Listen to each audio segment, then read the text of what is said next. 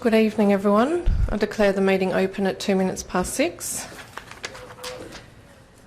I'd like to start by acknowledging the traditional owners of the land on which we meet tonight, the Wadjuk people of the Noongar Nation, and I pay my respects to their elders past, present and emerging. CEO, do we have any members on leave or any apologies? Through you, no, Mayor Cole, we do not. Just note that Councillor Buckles might be running a little bit late. If we move to public question time and receiving of public statements, welcome to members of the public gallery. This is your opportunity to come forward, ask a question or make a statement. Just to clarify, this is actually a council briefing, so this is where council members ask questions of the administration in preparation for the council meeting on next Tuesday night. So if you'd like to come forward and please state your name, address and the item number on which you're speaking to tonight. CEO, do we have any declarations of interest tonight? Yes, Mayor Cole, we do. The first is from Councillor Jimmy Murphy. It's a disclosure of financial interest in relation to item 7.2, the festivals and event sponsorship. Councillor Murphy has identified a financial interest in this matter on the basis that he has an association with two of the would-be funding recipients, that is the Mount Hawthorn Hub and Leederville Connect. Councillor Murphy has disclosed that he has an association with both of these organisations on the basis that he has delivered 2 festivals with each of them. As a consequence, there may be a perception that Councillor Murphy's interest on the matter is affected. Councillor Murphy has not sought approval to participate in the debate, remain in the chamber or vote on the matter next week. And the second disclosure of interest I've received is from you, Mayor Cole. It's a disclosure of impartiality interest only in item 4.2, the development application for property at the Boulevard in Mount Hawthorn. The extent of the interest disclosed by the Mayor is that her sister and friends live on the Boulevard, however they are not neighbours of or in close proximity to the subject property. Nevertheless, Mayor Cole's identified there may be a perception that her impartiality on the matter could be affected. As a consequence, she's declared that she will consider the matter on its merits and vote accordingly next week. Thank you, CEO. We'll move through the reports, starting with 4.1, which is 317 to 319 Pier Street, change of use. Are there any questions on this item, councillors? Councillor Hallett. Yeah, just a query just about whether it's a specific complexity about this application or whether it was just broader capacity issues within the department. Is there a reason why it took over 5 months for this to come to council in terms of it being a change of use? And that there was no feedback in the consultation that needed to be responded to? I can't comment at this stage on the time taken. I'll need to take that on notice and speak to the officers about the reasons for those delays. Are there any further questions, Councillor Loden? Just a couple. If we do remove the time limiting aspect, what influence will the city have in terms of managing activities if there are complaints in the future? Should I just go through all of them? Is that... Yeah. Second one is, did we consider a time restriction on the yoga studio? There doesn't appear to be one in the notes. Could, under this approval, the yoga studio become a gym or some other activity that's going to generate a lot more noise? Also, I noted that there was only 10 letters distributed, so it's a relatively small consultation. I assume that's just part of our consultation plan, but I was surprised there wasn't more of the street covered. And do we need to consider a condition around in the development approval for 7 classes and 12 people for those events as well?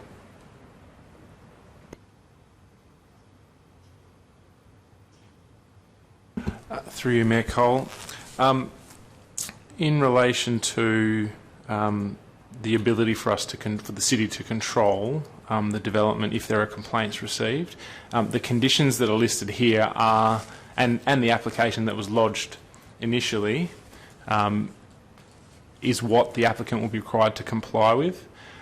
So if there are any complaints in relation to parking, for instance, the parking management plan forms part of the approval and they would need to comply with that, and which, in my view, won't result in any issues of concern. In relation to the yoga studio, there already is an existing approval for the yoga studio. It forms such a fundamental part of the application that's been included in this proposal, but there already is an time limited approval for that yoga studio, which formed part of the original approval a number of years ago. And the answer to the question whether it could become a gym or not is no. The applicant's been very clear in their application that they are proposing a yoga studio only, and the times they're proposing to operate that yoga studio and how they operate. So a fully fledged gym wouldn't be possible through this approval. The scope of the advertising was, as you mentioned, consistent with the city's policy. We would consider advertising more broadly where we considered there could be an impact as a result of the proposal on a broader area. In this case, it wasn't considered, given the narrow scope of what is being proposed, it wasn't considered necessary to advertise more broadly. And the number of classes, etc., could be conditioned, and I'll have a review of that following this briefing session and add any conditions that are warranted and add that information to the briefing pack. Thank you. Through you, Chair. I've got a question in regards to the retrospectivity aspect and about how long this has already been used as a recreational facility. Is it just the length of time of the application, or does it go back further? Through the Mayor, the retrospective element relates to the actual day spa, so it's for the whole application. The only reason it's retrospective is because it's taken longer than the applicant allowed for this application to be processed. So they lodged it before their current approval lapsed. I think it was 2 months prior to their current approval lapsing. And so it's only become retrospective as a result of the time frame it's taken for the city to process the application. Okay, thank you. My other question was in regards to parking. So it says that they're proposing 3 car bays. So this is just for... Is this just for the day spa, or is this for the yoga studio? I'm a bit confused, sorry. Through the Mayor, it's for both combined, is my understanding, but I'll take that on notice and provide that in the briefing pack. Are there any further questions? I just have a quick question, Director of Development Services, whether the applicants indicated a willingness to become compliant on signage, or whether that is going to have to result in a compliance action. The city is still liaising with the applicant regarding the signage. At this stage, I'm not sure whether they're willing to become compliant or not. They are willing to make some changes. That's the only information I can provide at this stage. If you have any update, please feel free to include it in the briefing to Council in the briefing notes. Are there any other questions on this matter? Okay, move on to 4.2, 28 The Boulevard, Mount Hawthorn. Are there any questions? Councillor Loden. I'll note from the summary that there were a large number of objections to this proposal from people in the street, and that then there was a number of revisions that occurred to the plans as a result of that feedback. I was just wondering if those revised plans had been communicated to those people that objected, and if we'd had any feedback from any of them. Through the Mayor, no, other than by writing to all of the submitters and all of the residents who were advertised to initially regarding this report. There hasn't been, which happened late last week, there hasn't been any direct communication with those submitters. The applicant made it clear that, given the timeframes, that they weren't willing to agree a further extension. They've agreed to this time frame, but they haven't been willing to agree to a further extension that would allow formal consultation on the revised plan. Just in follow-up, so are those objectors aware that we're considering the proposal tonight and next week? Through the Mayor, yes, letters have been sent to all submitters and residents in the street that were advertised to originally.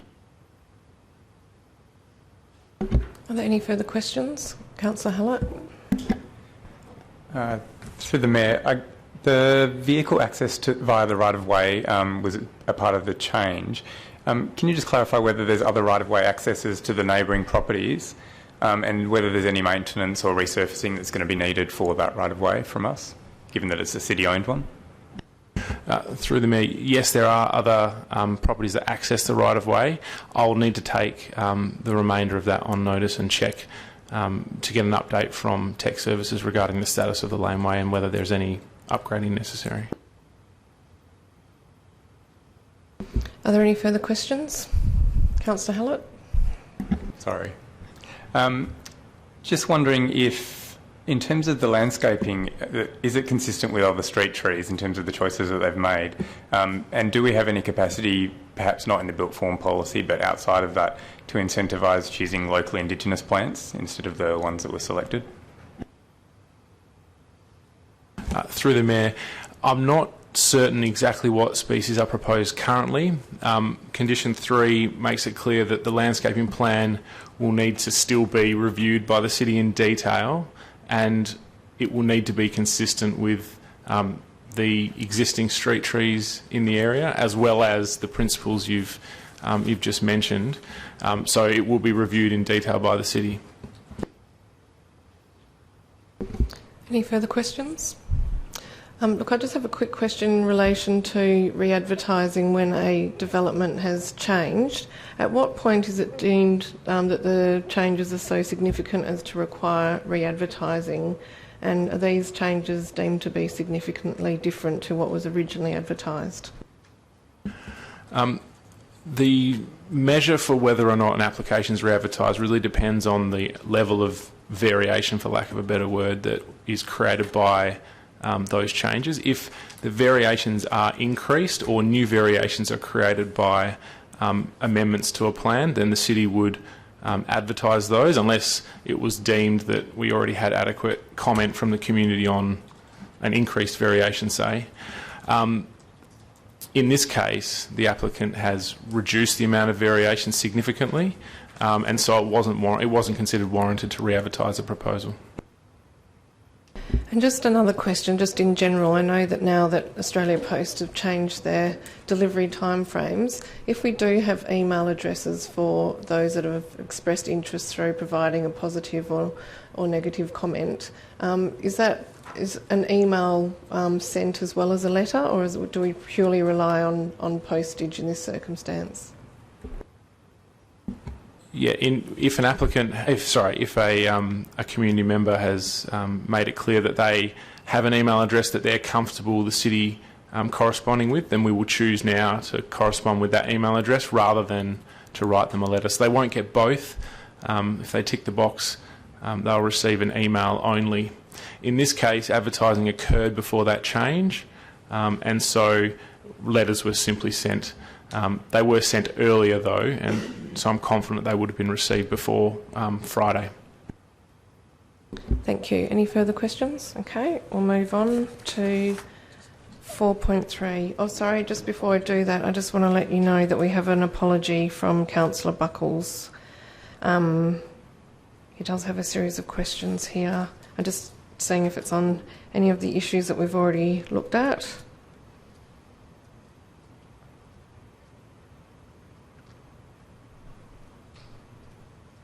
No, but he does note that he loves the new software agenda software. That's good to hear. I'm struggling with it myself. Okay, 4.3, I haven't checked my email in the last hour. Have we received that as a late item as yet? Director of Development Services.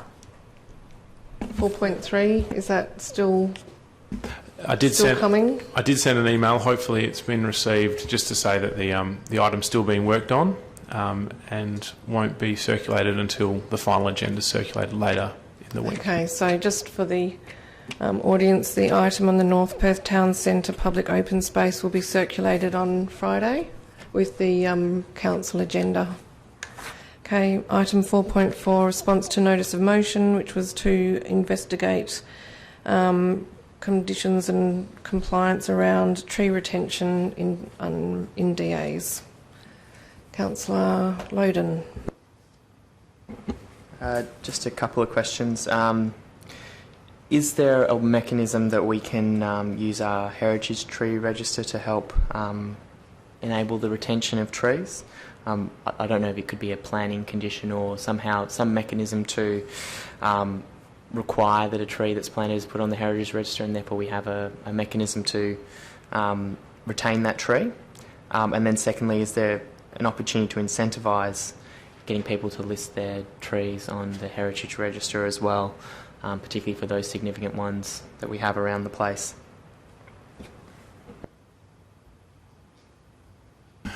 Through the Mayor, I think you're referring to the city's Trees of Significance register.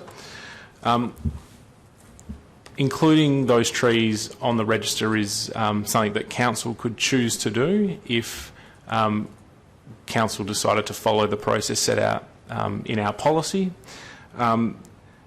Incentivising inclusion of those trees on the register is something that council could consider, but that Trees of Significance register is a very separate matter to requiring trees to be retained as part of development.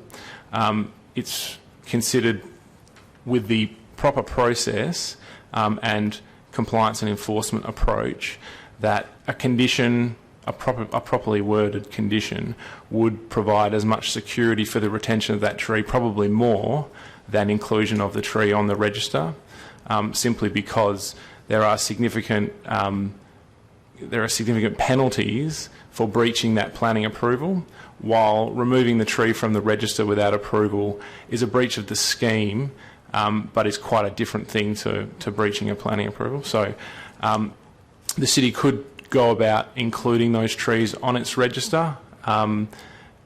There would be a number of requirements that we'd need to follow in the policy, which would include an arborist assessment, etc., and a maintenance plan, management plan be put in place. But that would be for the city to do rather than for the applicant, because that development condition would lead to the same outcome. Thank you. I know we had the conversation previously, but just to explain some of the complexities and just to refresh my memory, can you explain, as an example, in a circumstance, through you, Madam Chair, in the event, so somebody, an application comes before council requiring certain concessions, and it specifies the retention of an existing tree as a reason why we would support those concessions.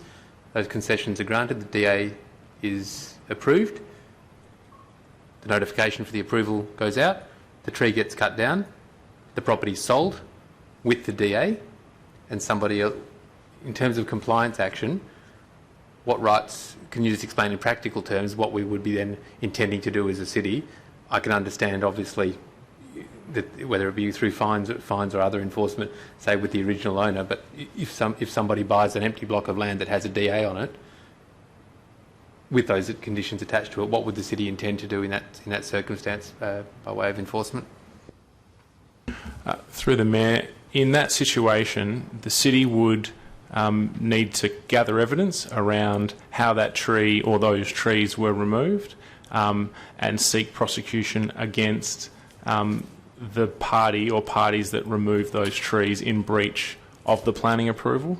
In the past, the case laws made it clear that the city could prosecute the owner. So if a new owner purchased the land with no trees on it in breach of that planning approval, previously the courts have said that the city could prosecute that owner. Case law in recent times has changed that approach slightly, and the city would certainly be pursuing the party who removed those trees as opposed to the owner in the first instance.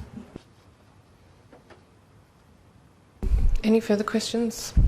Look, I do have a question, and it may not be appropriate given that it becomes more of a compliance issue under the Planning Development Act if it's a planning condition, but I do think there was previously discussion around whether it might be possible to have a payment of a bond against a tree in the private realm where it had been conditioned. Perhaps that's overkill if it becomes a condition and compliance action is the appropriate response, but I thought I'd ask the question. The use of a bond wouldn't be possible through the planning approval process. The city would need to implement a local law which set up a process around bonds. So it's considered that there's enough weight, given the significant fines of $200,000 for an individual and up to $1 million for a corporation, that would make it clear that retention of that tree is required and provide enough incentive for it to be retained. Thank you. Any further questions? Okay, we'll move on to technical services. 5.1 Water Corporation mains replacement works. Are there any questions on this item? Councillor Loden. Possibly a difficult question, but do we have an idea of what we think their response would be to this? And the reason why I'm asking is, should we be considering including an additional escalation approval at this point as well if we don't get the response that we want? Councillor Loden, can I just clarify, you're talking about the 2-year defects liability period? Yes. Yeah. Through the Chair, I discussed this with one of the Water Corp representatives from their project management branch this morning, and they have committed to, even though we've got nothing in writing, I do have an email now that arrived this afternoon that they've committed to a 24-month defect liability period for the distribution mains, which are the larger mains. However, that's only limited to the distribution mains, and I feel we need a 24-month defect liability period on all the works. So yeah, I think they will agree. I mean, I've already agreed to part of it. I can't see why they can't agree to all of it. Just to clarify as well that when I queried this, the Director pointed out that under their legislation they only have to provide a 12-month liability period. So I thought 24 months was quite generous, but in that circumstance it's doubling their statutory liability period. Yeah, and look, through the Chair, I think this is a different case rather than just Water Corp going in to replace a small main or a section of main on the road. This is a large program. There's multiple projects happening simultaneously, different scope. There's multiple contractors, and there's disruption. So I think this is a special case that they will favourably consider in my discussions with the officers today. Councillor Gondaszewski. I'll just, through you to the Director of Technical Services, based on any of the reinstatement works completed so far, and if I've missed this, I'm sorry, what sort of percentage have resulted in further rectification work required to bring the reinstatement to our standards, and what's the sort of timeframe and process for addressing this? I mean, are we seeing sort of additional and extended disruption to pathways and road surfaces because the work was perhaps where the work has not been completed to standard the first time around? Yeah, look, through the Chair, the only project that's been fully reinstated to date is Vincent Street between Fitzgerald Street and Bulwer Street. That's where they trenched the westbound, the middle of the westbound carriageway. They trenched it, they milled and filled the road and resurfaced the entire lane. I went past there several weeks ago and noticed that the trench is starting to subside all along there. The trench just happens to be in the wheel track, the traffic wheel track, so it's obviously getting a bit of extra compaction. We've brought that to the Water Corp and contractors' attention. We had a walk-through with the contractor and Water Corp last week. and they will have to go back, remove the bitumen, recompact the trench, and provide us with the compaction results, and then resurface that lane. So that's the only one they've reinstated fully to date. So that's subsided in a very short period of time, which doesn't look good. But I think in my discussions with Watercorp today, I think they've all learnt from that one. The other works are just they've just got temporary reinstatements at the moment. Vincent Street out here, that's only got patches at the moment. They haven't done the full reinstatement. And most of the other jobs that they're currently working on haven't been fully reinstated. Scarborough Road, that's only just cold mix in places where they removed brick paving, where they had to open the road up to locate underground services, where they've had to open the road up for the boring machine. That's all temporary reinstatements at the moment. Councillors? Look, just for your information, I had a long list of issues that I was documenting with Watercorp with some concerns, and I did speak to the Director earlier this afternoon about some of those concerns and whether we needed to flag them in the report. There have been a number of answers provided to me that have satisfied some of the issues I raised. For example, what appeared to be a high disruption across Vincent with low activity periods. The Director advised me that there's underground trenching is continuing with or without staff on site, and that there is actually action happening, even though it appears at surface level that there's not much going on. I did have some concerns about business owners not being consulted with in advance. I think there have been a few gaffes along the way in terms of speed signage posted, getting letters out to residents late along Anzac Road, and I'm aware of that because that's the street that I live on, and I do wonder what the experience has been across Vincent for other residents. And there has been a few mistakes and damages caused along the way, which I understand that Watercorp will rectify. I think I would be asking these questions, but because I've asked them in advance, I just wanted to let you know what some of the responses were. But I think that if there are any concerns that council members have, perhaps we need to put those forward for noting in the report before next Tuesday. And look, I do still have some around information provided, what's promised and what's delivered, timeframes. I think one of the big ones was being told that Scarborough Beach Road would be complete before the Mountain Hawthorn Festival, which was tidied up with a lot of activity happening, but wasn't actually quite there yet, and work continues. So I will put forward some of those concerns by email during the week to flag. Director, do you wish to respond? Yeah, just for Council and the Mayor and Council information, I did send an email to the Project Management Branch this afternoon, just advising them of some of our concerns so they could discuss it with all the contractors and all their project managers. And some of those concerns were multiple projects on the go simultaneously with numerous contractors, timeframes, communication,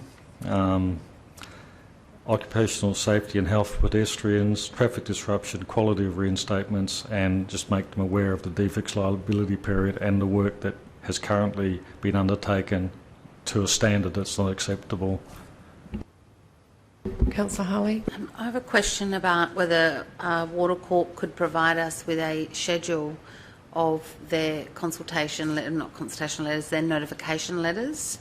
So what are their own protocols in regards to notification, and also whether they are aware of a significant drop in water pressure, and are they advising particularly business owners who are running machines which require certain pressure for the water to have the machines functioning. There's been a number of problems, particularly on Oxford Street, in regards to disconnections, etc. So I'd be interested to know what their own schedules are. If they could provide that to us, that would be great. Yeah, we can take that one on notice and follow it up. Any other questions?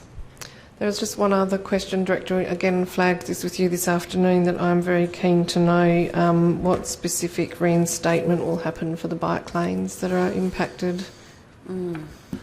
Yeah, through the Chair, I actually, following the discussion with you, I actually went on site, spoke to the project manager and basically told them that before they do any reinstatements, we need to have a meeting so that we all know, so that they know what we expect, so they can undertake it to our satisfaction. That's good to hear, because I had requested that in our last meeting, that we had that before they started trenching in the bike lanes, but it has commenced on Oxford Street.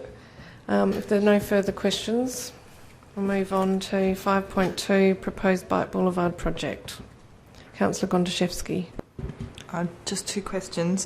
Firstly, just a query around whether the DOT funding agreement includes the intersection modification, and also whether it's possible to get a cost to the city in terms of any dollar costs and human resources to undertake consultation, design and project management.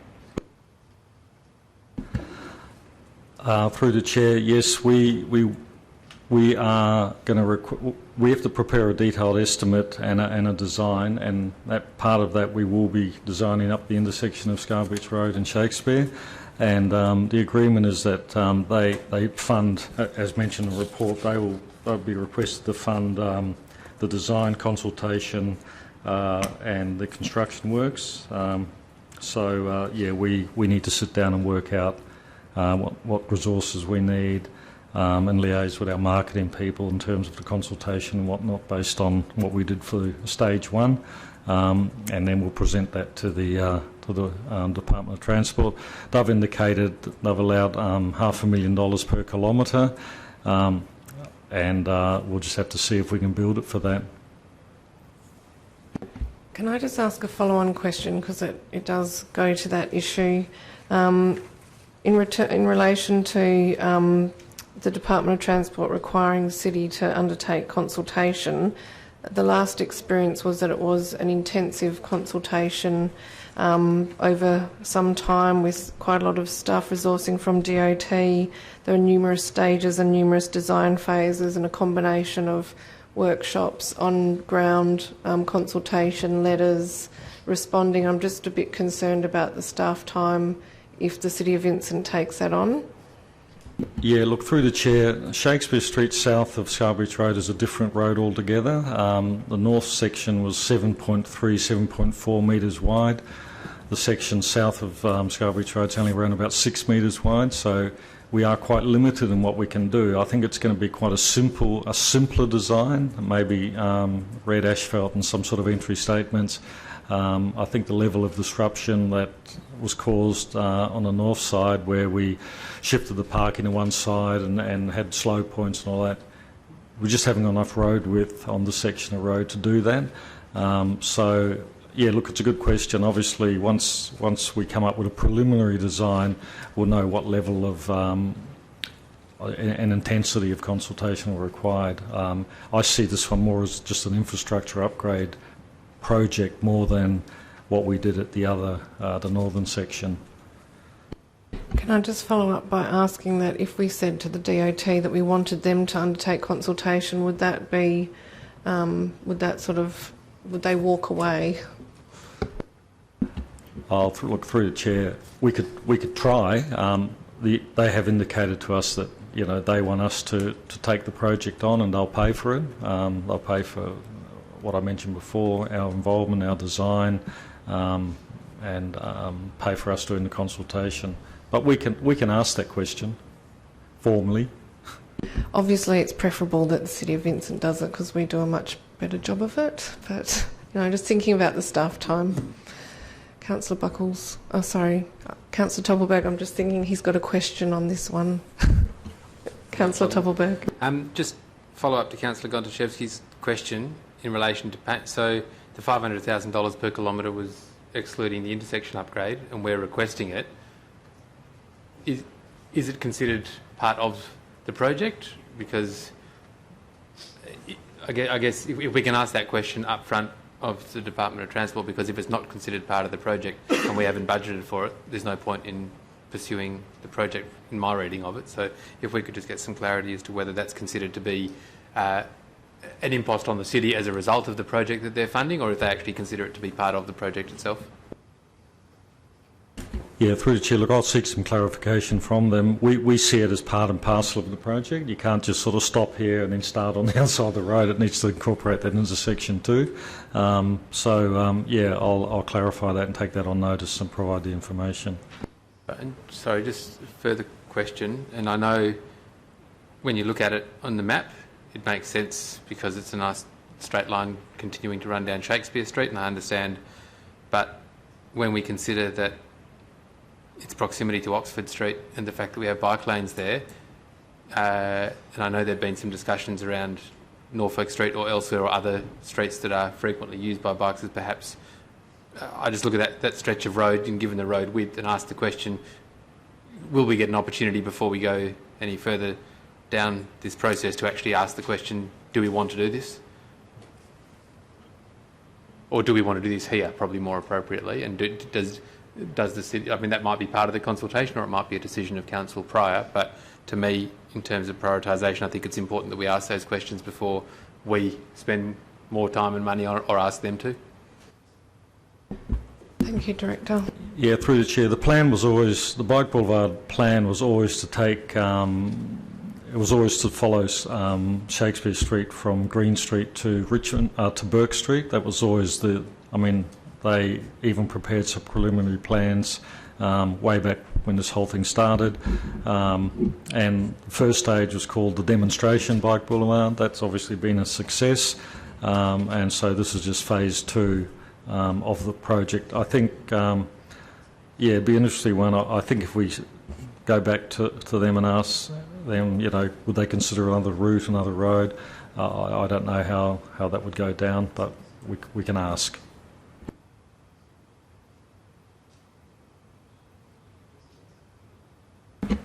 I guess somewhat following on from Councillor Toppelberg's question, so there's this proposal to potentially then extend down Richmond Street and onto Loftus, and we've also got a proposal of our own around a Loftus Street bike lane. So I was wondering, does this impact on that decision making, and is it possible to, I guess, include a bit of a map that shows our current bike lanes that we've got in place and ones that we're considering as well, to see how that all fits together in the jigsaw? A couple other queries too. I assume it's a typo on page 122. It says we've got data for June 2017, which hasn't happened yet.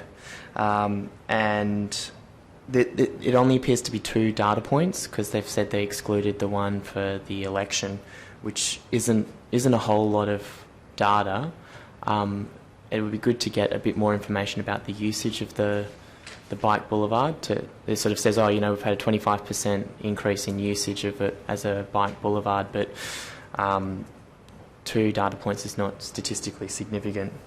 So if that could be included in the future or something somehow to inform the decision making. Yeah, look, through the Chair, I discussed that exact point with Travel Smart Officer this afternoon. Apparently DOT are, as we speak, they're still capturing that data, or they've captured it and they're putting it together to provide that information. So, yeah, as soon as I have that, in fact, we'll follow that up tomorrow just to see how they're going with that so we can present something. And look, just on the question of Loftus Street, there was $50,000 on this year's budget, part grant, part muni, to design up the Loftus Street section of the bike lanes. That design has now been completed. I went through it the other day. We've made some minor changes, and the consultant's just firming that up. That will comprise a section of on-road protected cycle lane on the eastern side of Loftus Street between Richmond and Vincent Street, and on the east side, and that links into the existing dual-use path network heading south along Loftus Street, and also a section of dual-use path through the reserve, through the admin centre reserve, from the intersection of Vincent Street to Richmond Street. And we would be looking at how that then links up Richmond Street to Scott Street, where the future bike boulevard would come out. So we're looking at that in-house, but once we're happy with the Loftus Street project, we were going to present something to Council. Just to follow up on Councillor Loden's request, I think the idea of having a map of how they all interrelate would be very useful. I know that some of the design work and how it links in is not quite there yet, but is that something that could be presented in even if a sort of draft form to Council as part of as an attachment to the report? Yes, we can put a some draft plans together. Yep. Thank you. Councillor Loden, did you have a further question? Councillor Hallett, did you have a question? Sorry if this is just a bit repetitive from Councillor Toppelberg, but can I just clarify through the Mayor, is our understanding that those funds from transport are tied specifically to this site, or is it explicit? Yes. Any further questions on the Bike Boulevard? Oh yes, I have a question from Councillor Buckles. Councillor Buckles would like to know if it's possible to quantify the in-kind support from the city that would be provided towards making Phase 2 happen.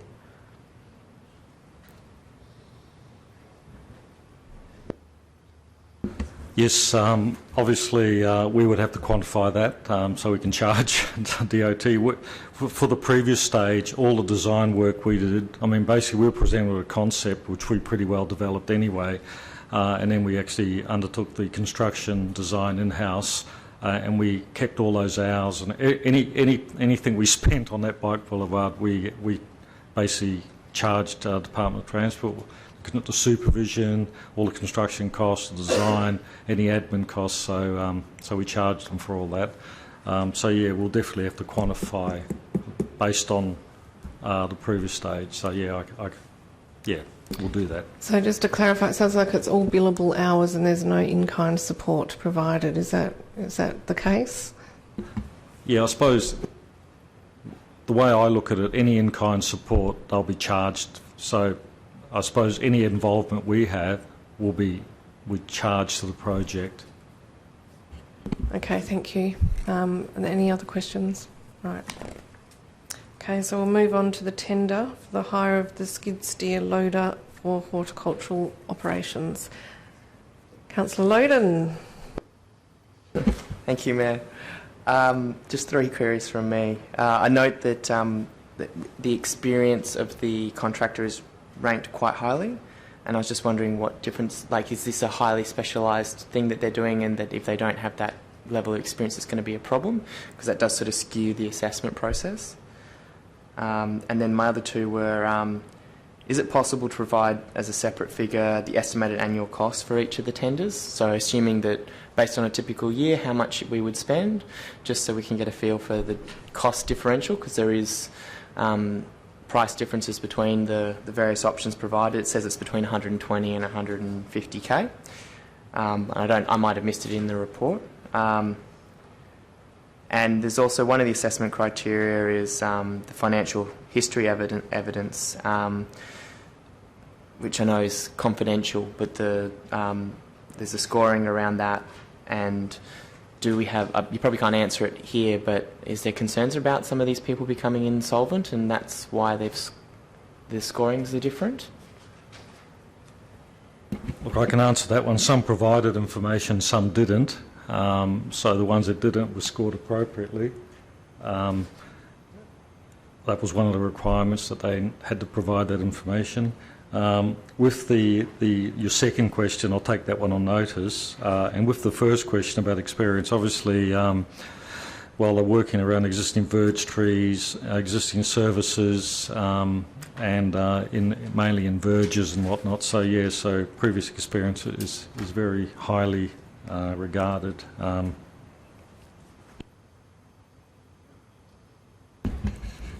Through the Mayor, as part of the assessment process, from memory, is it the case that you also reviewed, or with the tender evaluation panel with the Parks team sat down and analysed the average work by nature and type that would ordinarily require these types of services, and that's how some of the cost was actually calculated in response to Councillor Loden's question, because I recall you providing me with that? Yeah, that's correct. It's actually on page 6 of the confidential attachment, where there's an explanation on the cost analysis in terms of percentages based on working up in normal hours as against working after hours.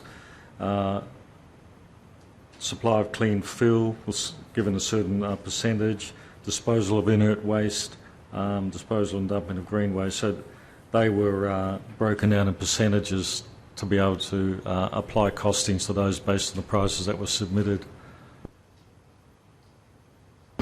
So I guess I totally understand the mechanism you used to do the working out. I guess what I was trying to understand is what is the actual dollar value between the one that scored, I can't remember what they were off the top of my head, one scored 25.6 and the other one scored 24, I think it was.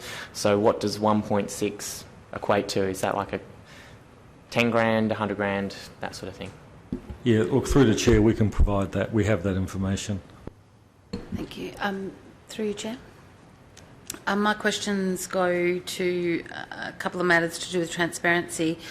If you could put this on notice, can I just confirm, please, that there were no City of Vincent staff involved in providing referees for any, it's not just in regards to this tender, but this is a general question ongoing, I guess, that no City of Vincent staff were used as referees on these tender panels.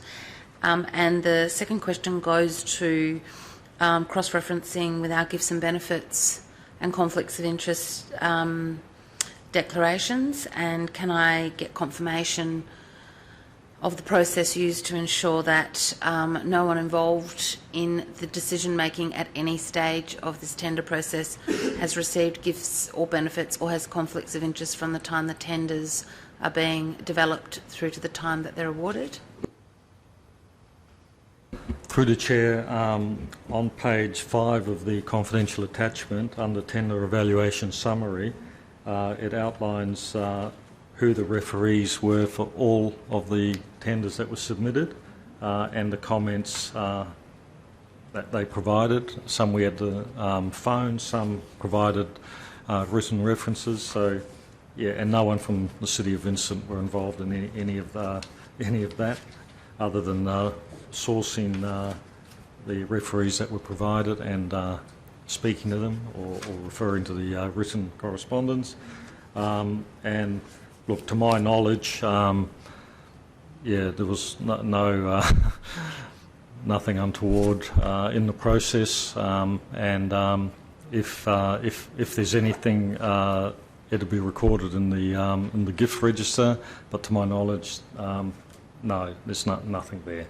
Thank you. Through you, Chair. I guess I wish to clarify that question as a question about all tender processes in light of the announcement that the Office of Auditor General will be well and truly looking into all local government processes. My question, I guess, goes to process, CEO, about whether we have a process. And if we do have a process, fantastic. Perhaps my question would be, could that be outlined to Council? And if we don't have a process that you feel the OAG would be completely happy with, may I ask if one's in development? Through you, Mayor Cole, it's without wanting to spend too much time on the issue, it's just worth noting that, as the Director mentioned, our gifts register is covered under the Local Government Act. That's publicly available on the website for everyone to have a look at. Most staff, as councillors do, tend to either not accept gifts or disclose gifts even if the value of the gift does not achieve the minimum disclosure threshold. What has not occurred, and I'm confident it has not occurred, is any cross-reference between staff who were involved in the preparation or assessment of this tender and whether or not any of those tenderers have provided a gift of any particular value to those staff members over a course of their employment here, which might be 12 months, could be 12 years, I don't really know. Having said all of that, it's one of the issues that I'm happy to raise with our internal auditor, because we have recently had a decision from the Audit Committee based on a draft audit plan that will see us, as a matter of priority, working with our internal auditor to forensically evaluate our tender assessment process from end to end. And the results of that exercise will be presented to me, to the Audit Committee, and then ultimately through to Council for identifying areas for improvement. So happy to raise that with them. Are there any further questions? Councillor Hallett. Just again in relation to the, I guess, selection criteria, the highest score that any of the tenders received for the practices providing a safe working environment was 8 out of 10. I'm just wondering if there's a level at which we think is required or where people would drop out.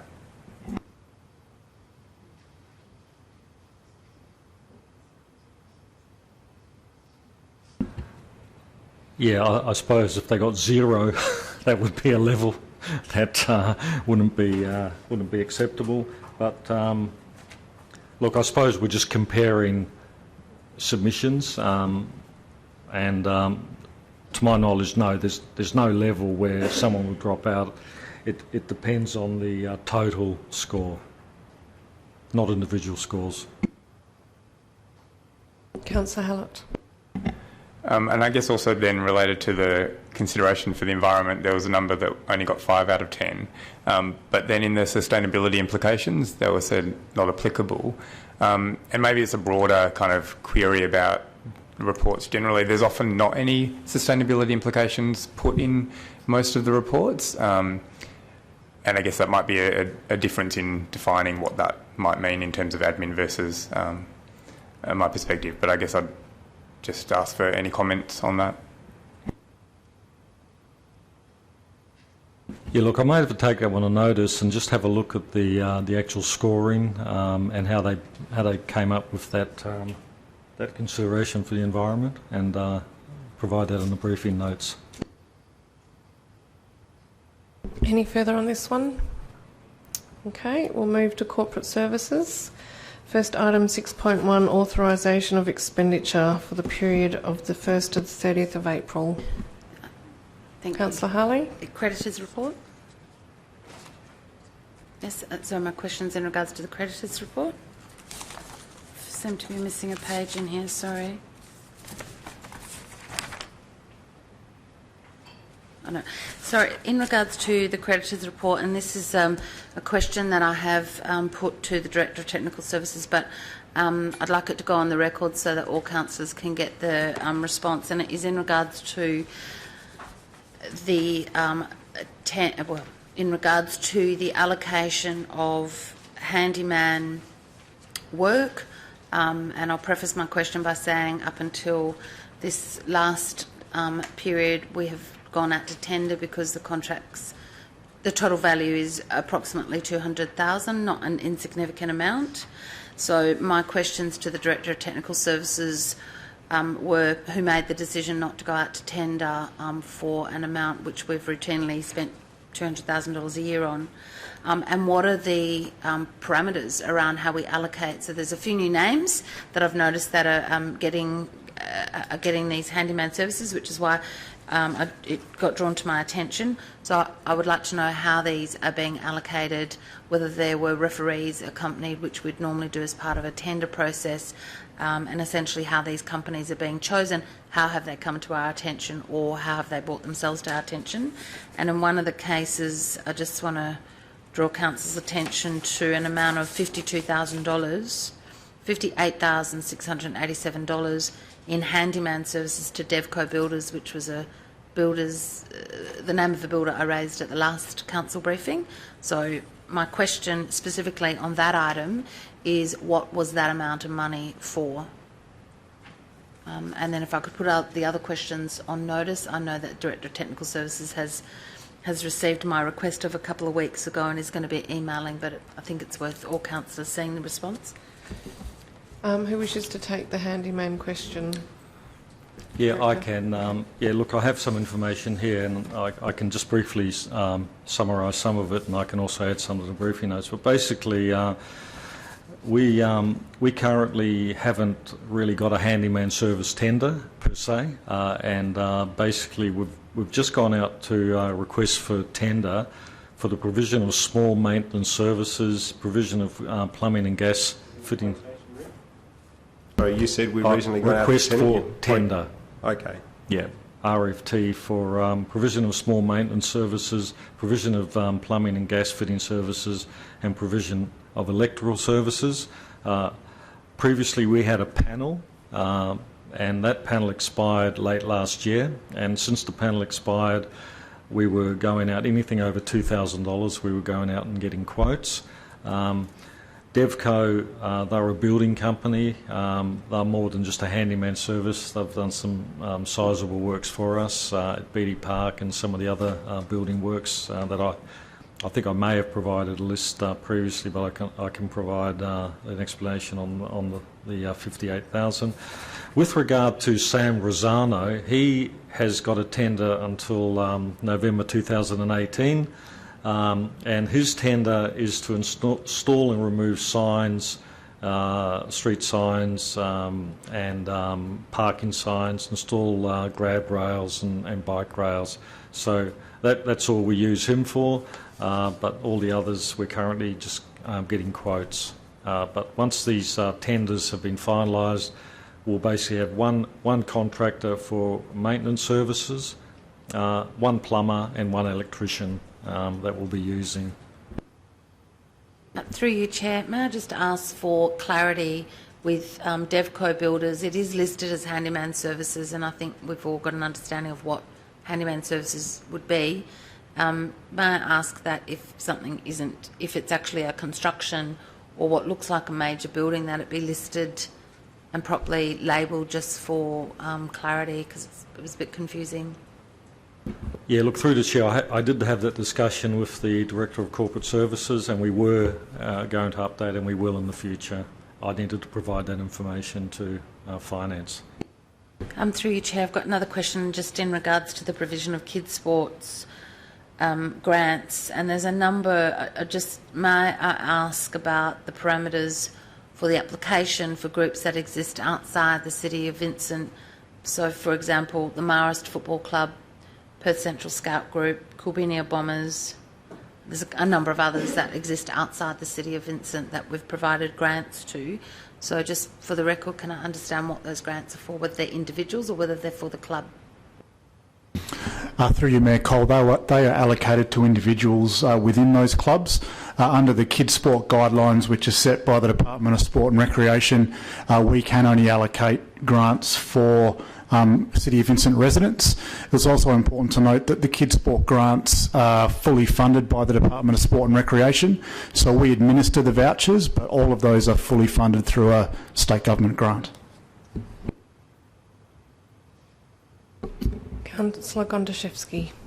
Just a quick request. Just where consultancy services is used as the descriptor, would it be possible to get some more information, particularly useful where the name of the business may not necessarily actually provide any indication as to what the consultancy services may have been allocated towards? Just saves me Googling.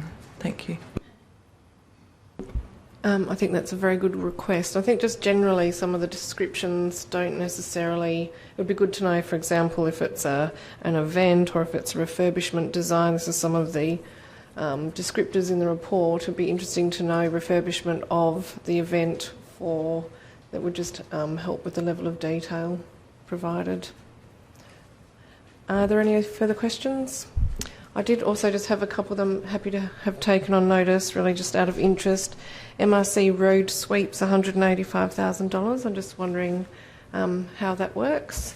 And I'm also interested in ticket rolls, which we spend $14,300 this month, and I'm just interested to know, do those rolls service all of our machines, and roughly how long would it last before we're spending that sum of money again on ticket rolls, just to get an idea of expenditure over the year? And also just to point out, under checks, it talked about Anzac Day donations, and I thought that potentially some of those were not donations. It talked about Manic Botanic, who I would understand to supply the wreath, so it might just be that some of the Anzac items were actually purchases rather than donations.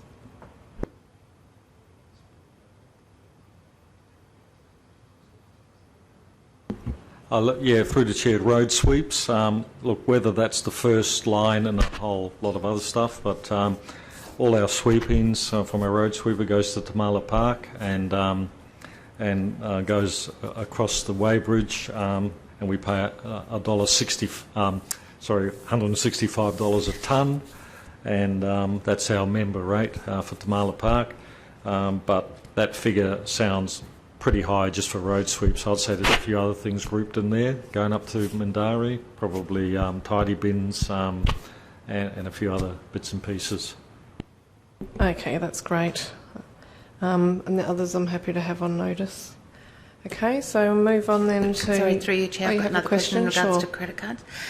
Through you, Chair, just in regards to the Manager Marketing and Communications credit card, can I just get some clarity, please, on the purchases made allocated to Mount Hawthorn campaign, all on 21st of March from local businesses, $100, $50? Can I find out what those purchases were?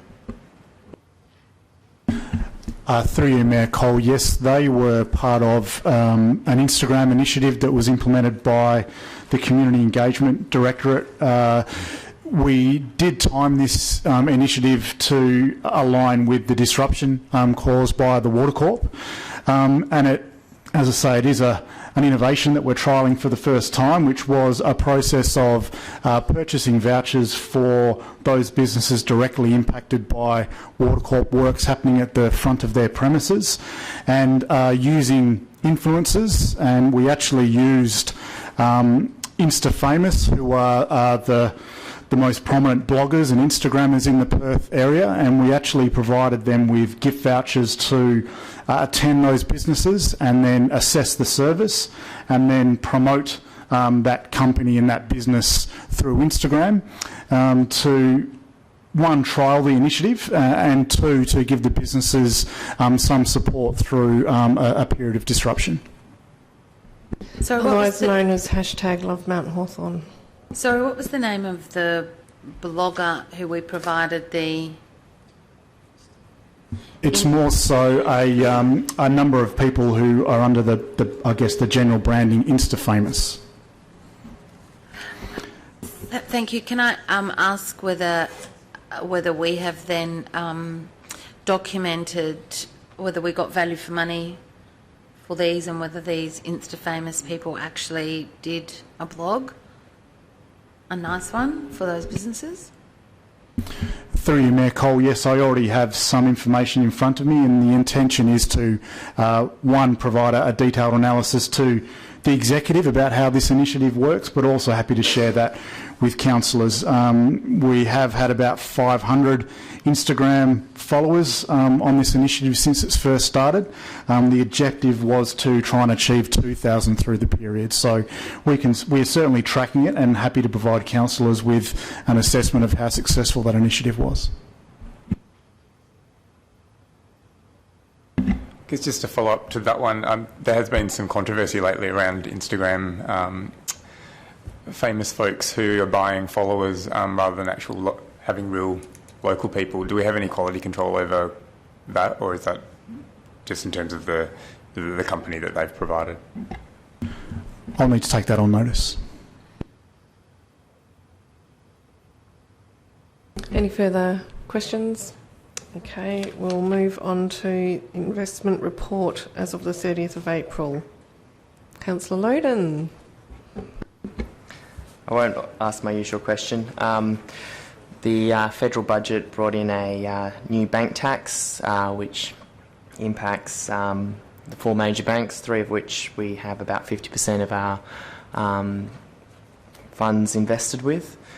Does this impact us in any way, and does this mean that we need to be considering to revise our policy in a shorter time frame, seeing as we are hitting limits on what we can do through the banks that are not one of these four, and we might be missing out on an opportunity?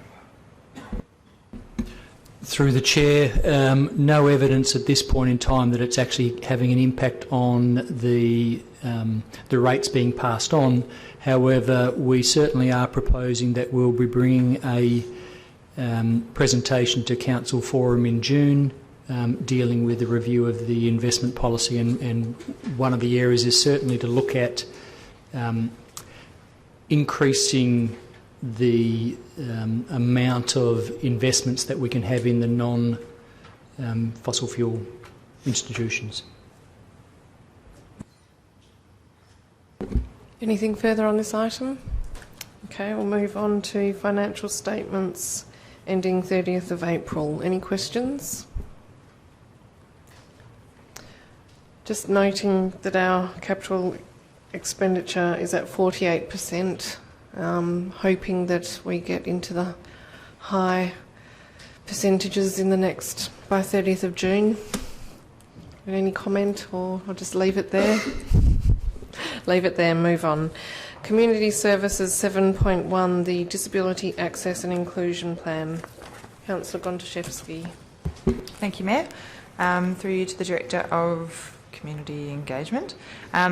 Just in relation, can I just confirm, this is the first time that this has come before Council, is that correct? My recollection is that we were going to discuss this at a workshop and in, I believe was it March, and then the workshop was cancelled, but it feels like this is the first time I've seen this. So if you could confirm, that would be great.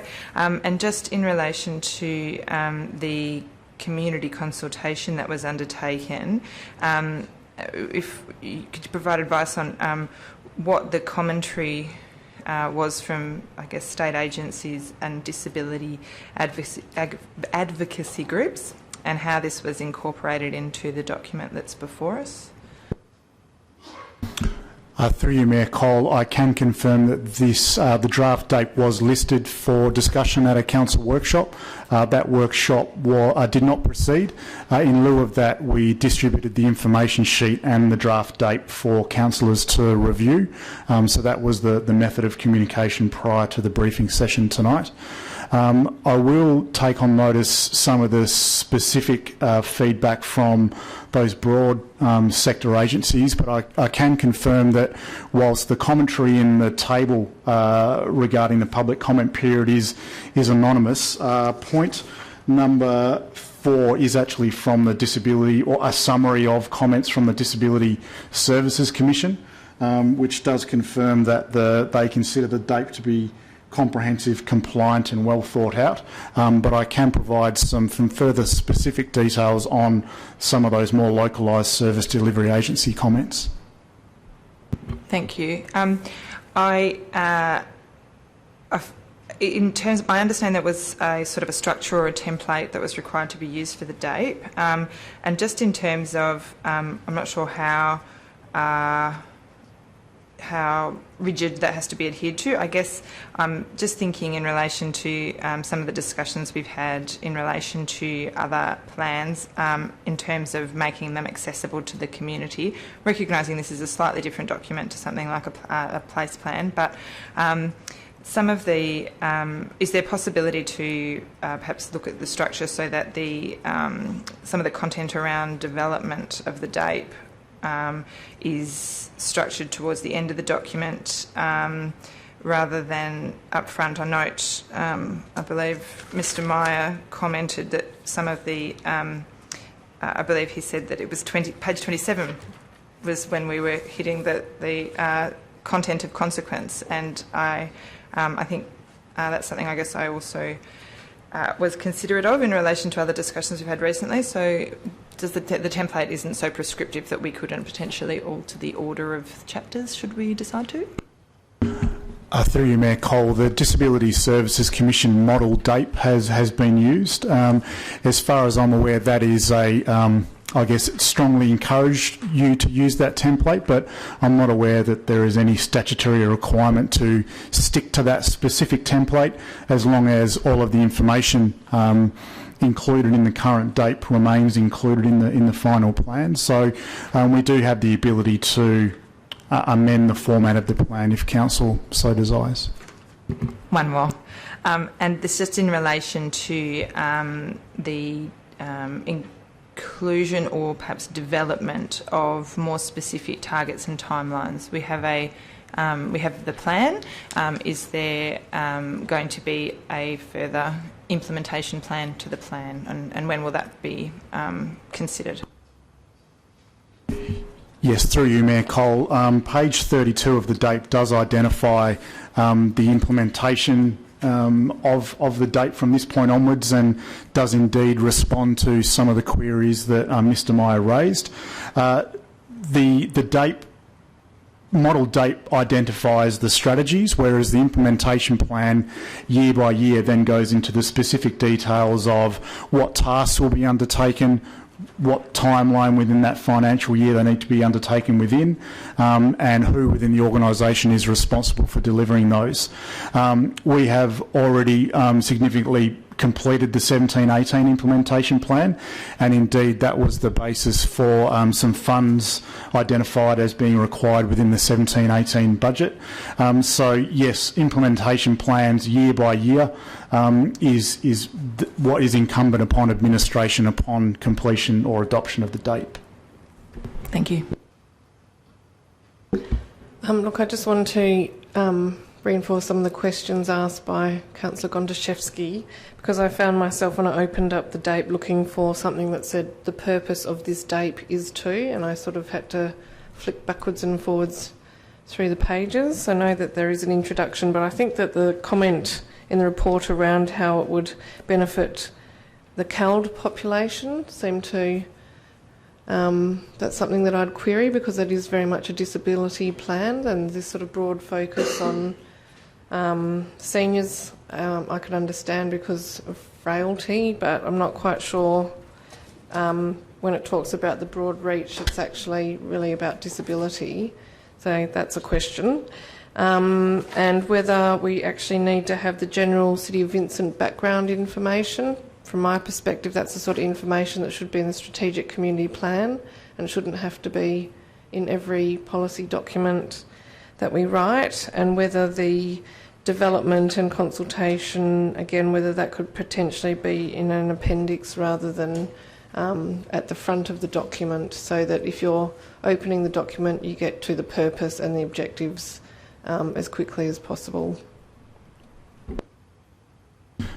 Through you, Mayor Cole, the intent of a DAPE is indeed disability and inclusion, so it's not strictly linked to those with special needs or people with a disability. So the DAPE is required to cover both of those demographics. In terms of the inclusion of the City of Vincent intro and the development and consultation sections, I will liaise with the Disability Services Commission over the next couple of days to determine what flexibility the city does indeed have with the model DAPE, to see whether we can make it a little bit more aligning with Council's imperative for plain English and easy to read documentation. I just wondered whether then the inclusivity element of the plan, whether that actually needs to be reassessed around having a purpose that really clearly states that up front. That just didn't seem to be very clear to me. Perhaps I read it too quickly, but that's just an observation. Are there any other questions? Okay, we'll move on to 7.2, Festival and Event Sponsorship. Councillor Loden.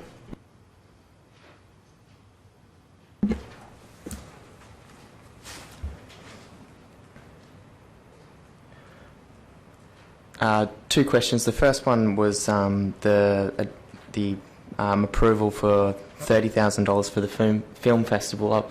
I thought that in the documentation it refers to $25,000. So I just wanted to clarify: are we funding them for $30,000 or $25,000? And then the second one was just to ask if we could. I know that some of this information is already in the report, but if we could, for each application, include a single table that had how much we're proposing to fund the organisation, how much, if we funded them last year, how much we funded them for last year for comparison purposes, any in-kind contribution, a table of the number of participants we expect to see for those events, or if they have a gauge of how many people will be attending, and also if we have a gauge of the total cost for them to run their event.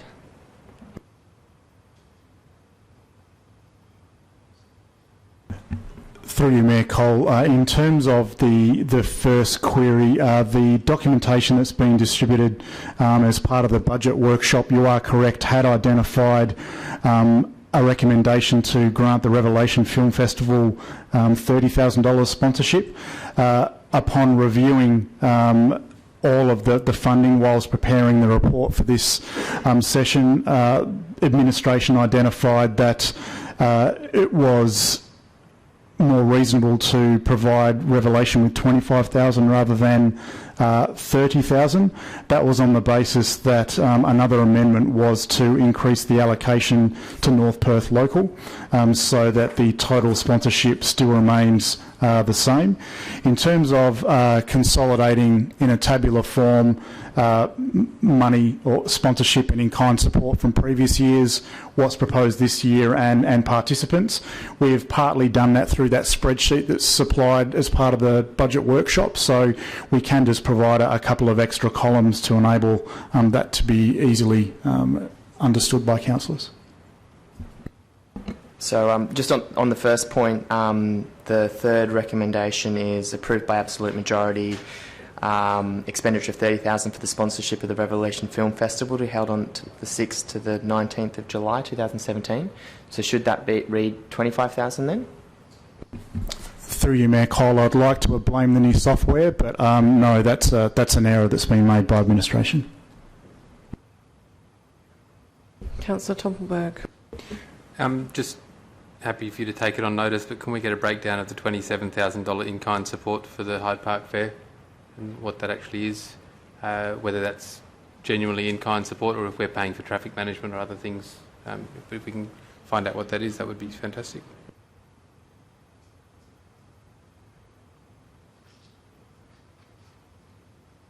Councillor Hallett. Through the Mayor, do we do any analysis of return on investment beyond what the applicants provide in their application? Through you, Mayor Cole, not at this point in time, no.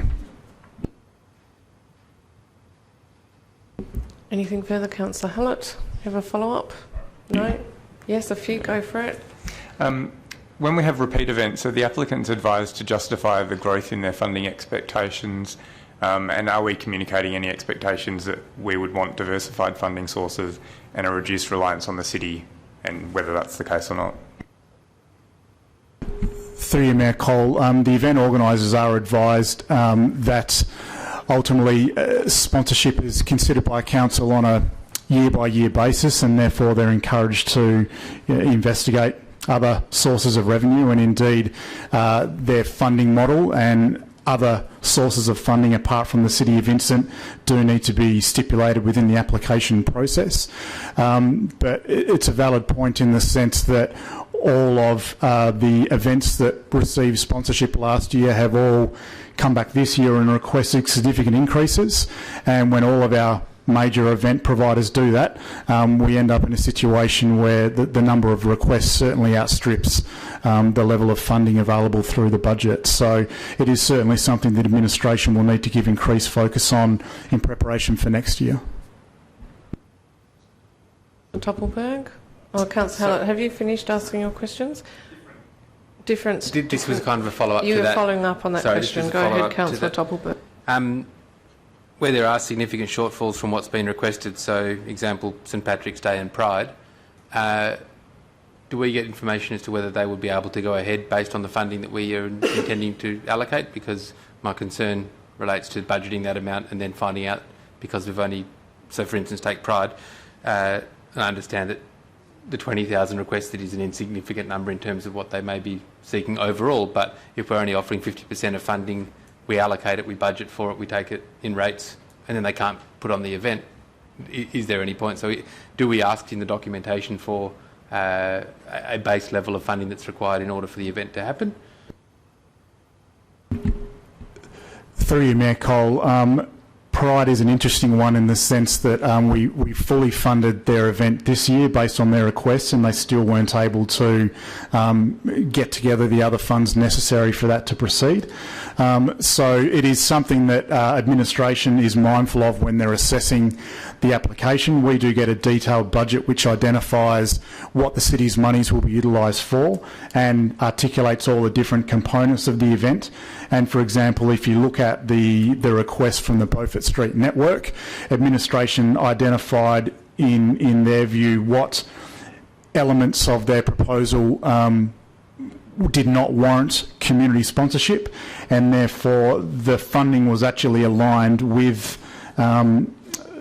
ensuring that those individual elements that make part of their broader submission can still proceed.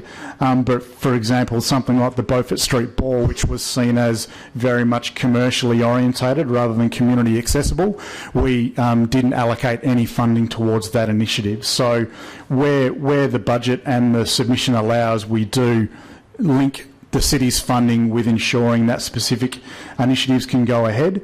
And in regards to St Patrick's Day, their application did determine that they do have a wide range of sources of funding, including the Irish government, including a wide range of sponsors, and therefore it was administration's view that even if we didn't provide the full sponsorship amount, that event would still proceed.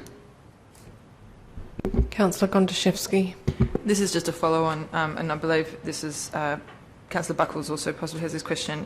In relation to the amount recommended for, say, something like the Beaufort Street Network, I understand what's happened is we've had one organisation that's put in a bid for a number of different festivals and events that seem, but as you've just said, what is being recommended is only to support certain of those. The amount recommended aligns with the bids for each of those events, but is there further agreements or like what if we give the BSN a certain amount of money for festivals and events based on their application, what capacity do we have to tie that funding to the delivery of those specific events that the city is choosing to support, as opposed to them then choosing which of those events to run, for example? Through you, Mayor Cole, the specific purpose for the funding is included in a binding agreement between the city and the event organiser, and the funds also need to be acquitted as part of that agreement at the end of the process. So that ensures that the funding is directed to the events that council allocates sponsorship for. Just a quick one on that. In terms of the Vincent Community Cup, I note from the submission that it was said that there would be I think potentially up to 4 games of football on the day. Just a query as to whether any of those games are intended on being women's AFL games. I do note that Subiaco and East Perth either have women's teams or seem to have affiliate teams that they could access. Through you, Mayor Cole, yes it does, and my understanding is it's the Coastal Titans that are proposed to play on that day. Sorry, a few more. Is there scope to negotiate with Pride around having more of their festival activities in the city of Vincent, and would that change the administration's recommendation? Through you, Mayor Cole, ultimately it's council sponsorship, so we have the complete ability to tie requirements, whether that be where the events are held or what sort of events are held, with a level of sponsorship. So that is possible, but we haven't done that at this point in time.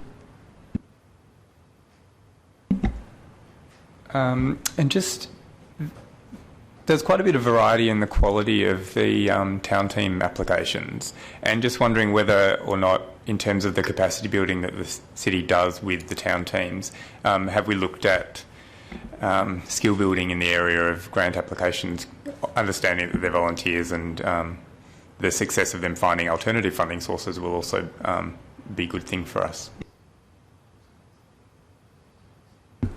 Through you, Mayor Cole, as far as I understand, none of that capacity building has transpired with the town teams, but again, it is a really valid point. Some of the submissions are very high quality and some of those need a little bit of work. So it is certainly something that I'd just briefly mention there to the Director of Development Services that we should and could identify as an area for improvement, whether that just be through in-kind capacity building support or possibly through the town team grants is another mechanism to do that.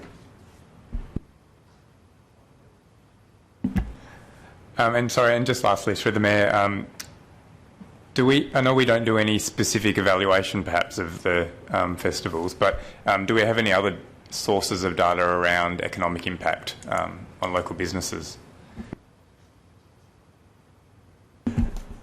Through you, Mayor Cole, no, we don't have any in place specifically at this point in time. However, some of the event organisers, and Leederville Connect is one of those, do provide a level of economic impact analysis as part of their acquittal. Any further questions?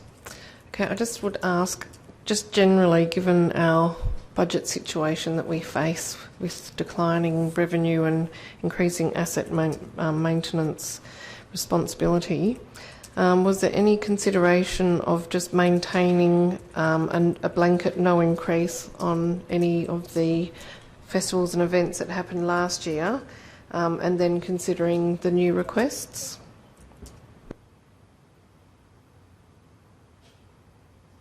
Director of Community Engagement. Earth to Director of Community Engagement. Sorry, Mayor Cole. Look, that is certainly an approach administration can take. We looked at a couple of different methods to simply not fund any new events and simply provide the large, more established events with increases. The other approach was simply to provide the same level of funding last year despite the requests. So the approach that administration did take was trying to keep the level of overall sponsorship somewhat consistent with last year, and also there was a view to trying to support some of the new events rather than simply continuing with allowing the 3 or 4 major events to grow and prosper. So that's the approach that administration has taken to this point, but if it's council's desire, we can look at simply bringing budget allocations back to 16-17 levels. And just might be useful to flag at this point, given that budget considerations are happening here and now, and whilst it did miss this application period, Director, would you just like to perhaps mention Leederville Connect's further application that has come not through this process but is effectively an event of some significance? Yes, through you, Mayor Cole. Yesterday, Leederville Connect provided the city with a submission/proposal regarding bringing the Fringe Festival to Leederville in 2018. The Fringe Festival are increasingly looking at establishing fringe hubs away from the Perth CBD, and Leederville Connect have been involved with conversations with Fringe World over the past few months. They've since come back with a submission, as I say, only as late as yesterday, requesting $25,000 in sponsorship as well as in-kind support. It is actually quite a detailed submission that does start to identify some of the things like economic impact and number of visitations and return on investment. However, administration are mindful that we have got a recommendation here to provide Leederville Connect with $50,000. Leederville Connect also get $10,000 in their town team grants, and this is an additional request for $25,000. So administration certainly acknowledges the impact and positivity that Fringe will bring to Leederville. However, our financial constraints within the context of the 17-18 budget need to be considered. Just as a follow-up, how do you advise that we deal with that request? Is it something that we should, for example, if Councillor Loden's request for the table could be available for the budget workshop tomorrow night, is this something that we could add to that as part of the discussion, given that it will affect the budget, or what would your advice be around how we deal with that particular request? Through you, Mayor Cole, it was a slightly different scenario, but last year North Perth Local didn't submit an application in time for this same report. What we did do is just considered that within the context of the budget workshops. So we could certainly add that to that matrix as requested by Councillor Loden and consider it in that form. Thank you. Are there any further questions? Okay, we'll move on to 7.3, reallocation of capital budget funds. Councillor Murphy, perhaps someone could let him know he can come back. Thank you. Are there any questions on 7.3?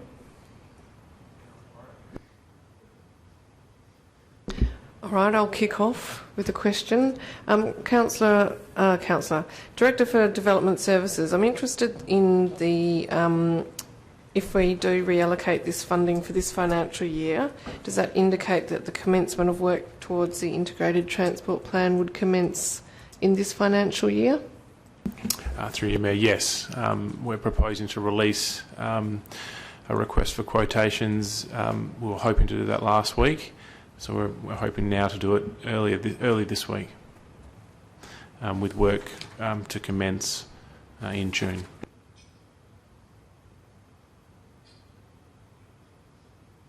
Are there any other questions on this item? Councillor Gontaszewski has left the room, but she had raised whether we could consider looking at the naming of the plan as an urban mobility plan. I'm not sure, whether we need to deal with that now, but it has been raised as a potential just to sort of try to give it that broader scope. Councillor Gontaszewski, I'm just raising your question on urban mobility plan versus an integrated transport plan. Through the Mayor,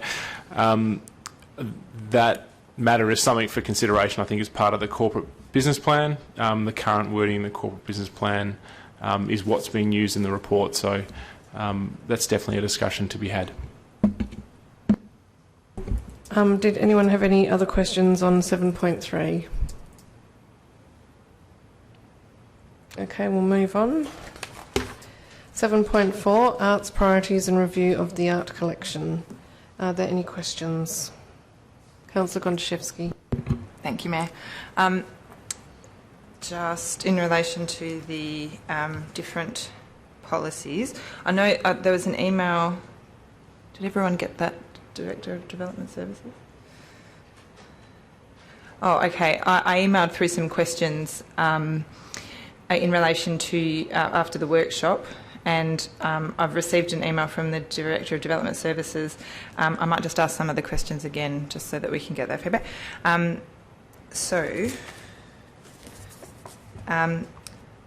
I guess my main question is in relation to sort of, I guess, the primacy of the policy documents. So it appeared that the art collection policy would be in some ways an overarching policy to encompass all of the city's art collection, and that this would include, based on the definition of art collection, would include public art, and that would then potentially lead to public art that was not a representation of Vincent or Aboriginal and Torres Strait Islander culture being unable to be acquired. And I just wanted to, I note in the marked up policies that the title of the sections have been different, but I guess I just wanted to clarify that the term art collection, even though it includes sculpture and painting, is designed to exclude the term public art. Is that correct? Through you, Mayor Cole, yes. The intent of this process is to remove public art from the current art collection policy, which does attempt to address all art forms. Under the new policy, the art collection excludes public art, and therefore there is a new standalone policy that addresses that. Having said that, the city's centralised art register does include all forms of artwork, both those paintings, sculptures, photography picked up as part of the art collection, as well as those public art pieces in the public realm. Councillors? Sorry, if I may continue my questions. Just the definition of a professional artist is slightly different between the percent for art policy and the public art policy. I note there's an additional criteria regarding the demonstration of previous public art experience, and just checking when, if and when that percent for art policy will be brought into alignment with the public art policy, through you to the Director of Development, Community Engagement. Through you, Mayor Cole, the Community Engagement Directorate have been liaising directly with Development Services in the preparation for this policy, so they are reviewing the percent for art policy at the moment. Whilst I don't have a time frame for that to return to Council, that will be consistent with the wording within the public art policy. And just one more. In terms of the role of the Arts Advisory Group in the art collection policy, it seems that the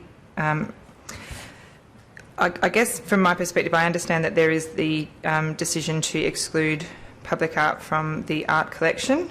However, from my observation, there were a number of elements that were common across both policies that potentially could be either incorporated into a single policy document or referenced within one, and then including the role of the Arts Advisory Group, donations and gifts, and the definition of professional artist, and just wanting to just get some clarification in relation to why that separation was considered to be required in relation to having the two policies rather than just one.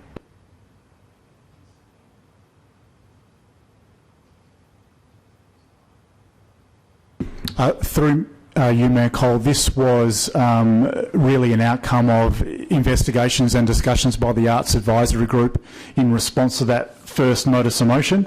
That conversation around improving the policy and improving accessibility to the art collection then led to a broader conversation about the city's art collection and the difference between art forms, and in particular the increasing focus and to some degree complexity with public art given the percent for art policy. So it was a conscious decision by the Arts Advisory Group that administration then reviewed and supported, that there was validity in separating the two art forms. However, the murals policy, the art collection policy, the public art policy are all addressing art across the city, and therefore all of the art forms produced under any of those policies do form part of the city's centralised art register. Councillor Murphy. Yeah, I just wanted to, through the chair, just your thoughts on whether the art collection review needs to occur every 2 years, and perhaps what the administrative impact or rough cost would be on that. Through you, Mayor Cole, it wouldn't be an administrative burden in terms of going through the process. We do use an independent art consultant who's expert in that field to undertake it for us. So I'll take on notice the cost. We only did that in May last year, so I'll take that on notice and advise Council through the briefing notes. Any further questions? Councillor Murphy. Yeah, I wanted to know, through the chair, your thoughts on, just in regards to point 2.2, there's a stipulation there that we can't have signage as art pieces. Just wanted to know if there was any particular reason for that. Through you, Mayor Cole, really just the underlying intent behind the policies are to avoid commerciality, and that, from what I understand, would be the intent behind that. I can't think of any other rationale for that. Obviously, at the same time, the policy does promote functional art pieces. So it's some art pieces can form a dual function, i.e. something within a public space that is usable, but that's generally usable for a recreation or a social purpose, not necessarily a dual role as a sign and a piece of art. Do you mind? Continue your line of questioning and then we'll move to Councillor Hallett. Sorry, one more question. So do you think if council or someone wanted to commission a Welcome to Vincent art piece, that piece of policy would prevent that from occurring? Through you, Mayor Cole, that is possible. It could prevent that level of artwork. Yes, that is possible. Further questions? Councillor Hallett, you are next. Just related to that signage issue, and just wondering if that would include things like style guide, font and colours for particular companies as well. I'll need to take that on notice, but yeah, look, without looking at a specific piece of art or having something in mind, I struggle to answer that here, but I will take that on notice and possibly liaise with our Arts and Creativity Coordinator and the advisory group. Is it my turn now? Okay. I just had a couple of questions around the arts priorities, and I wondered what your view is in terms of the long-term goals. The first goal is to develop the arts strategy, and I know that that's slated for 18-19. I thought that that could be considered a medium-term goal rather than a long-term, but I'd be interested in your thoughts on that in terms of short, medium and long, whether 18-19 was that in terms of the scope of the priorities, was that considered long-term in the scheme of things, in the scheme of the other priorities there? Through you, Mayor Cole, yes, that was just considered I guess a longer-term priority amongst all of those priorities that have been included in the document. Also, in fairness to the advisory group and administration, we had not identified a specific time frame for the arts strategy to be prepared at that point in time. It's now got greater certainty through the updated CBP and the budget process. Okay, well, I'll just leave it there for consideration. And the other question I have, which I'm just interested to know how we would demonstrate this to the creative arts community, where we say make art a part of the day-to-day operations of the city's administration across all functions. Could you give some tangible examples that could take it on notice, because I don't want to put you on the spot, but I'm just thinking, like, for example, as part of our reports to budget, would, you know, where we have our sort of sustainability implications, etc., is it something that we'd then start to factor into our reporting, or what sort of examples could you provide where we could then demonstrate back to the arts community and general community about how we've actually, if we're adopting these priorities, what sort of things we would do to demonstrate that action? Through you, Councillor Cole, I can provide some of that information on notice, but two examples that have already been discussed are one, which is actually in the body of this report as well, actually using our existing facilities to display the city's public art collection. I should say art collection, some of which is currently either at the depot or downstairs in storage. And the other one is, of course, ensuring that the inclusion of public art in the public open space design process is an integral part of the design process from the start, as was discussed at last week's budget workshop, as opposed to a nominal piece of public art just being added in at the end. And I did have some questions around just in relation to the draft policies and some of the terminology around roles and responsibilities of the Arts Advisory Group. And I ask these questions because I think we need to be consistent across advisory groups, where it sort of starts off under roles and responsibilities in the public art policy, saying that the Arts Advisory Group provides expert advice but doesn't stipulate to whom.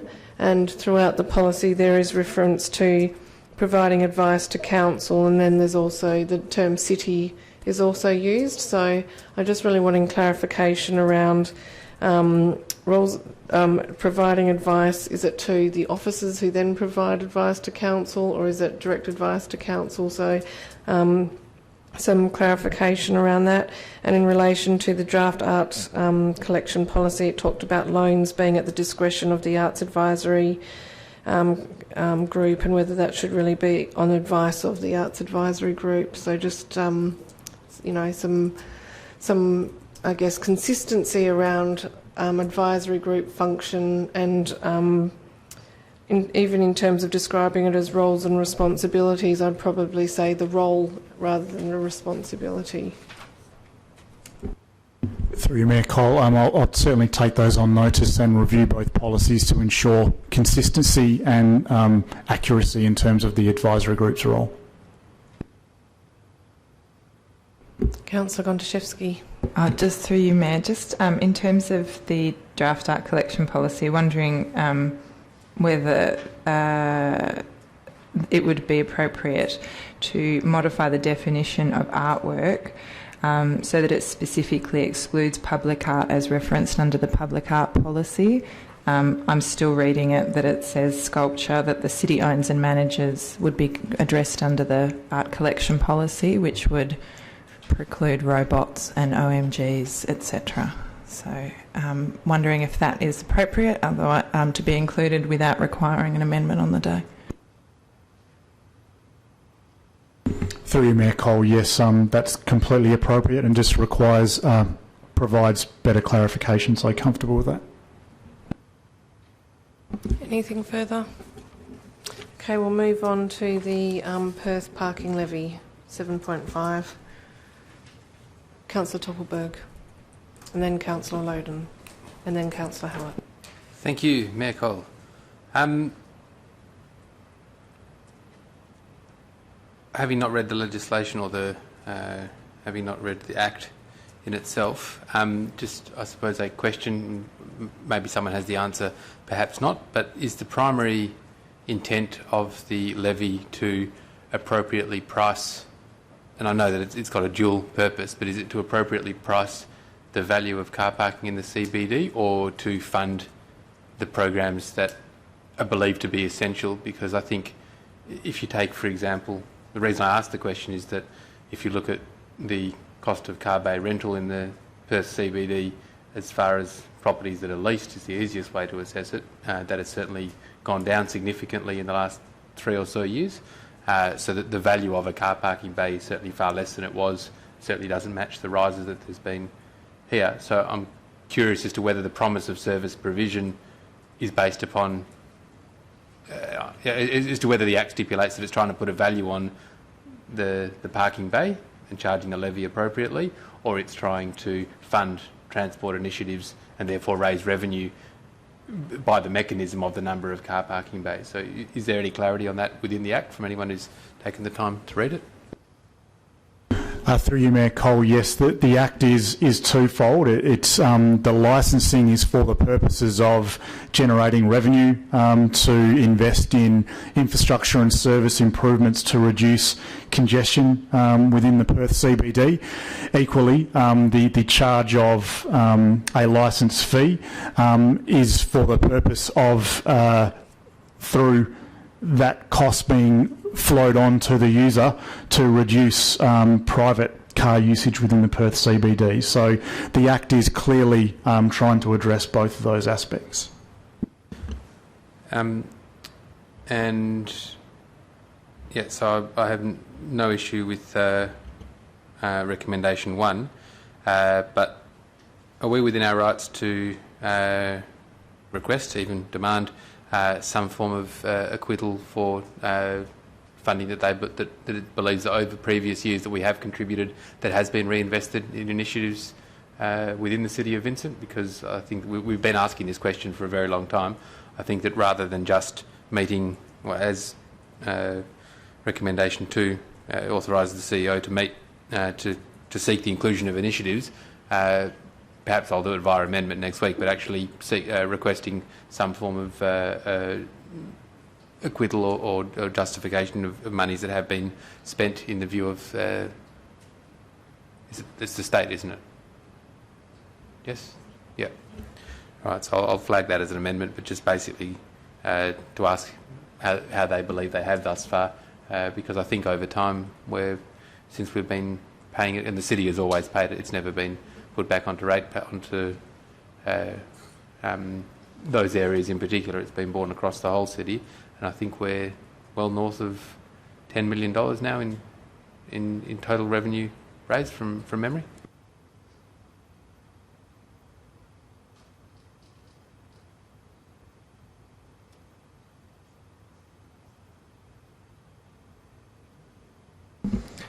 Just to help with my understanding, I guess, these are all paid parking bays that we're paying, like, on the street, like, or some of them are off-street bays.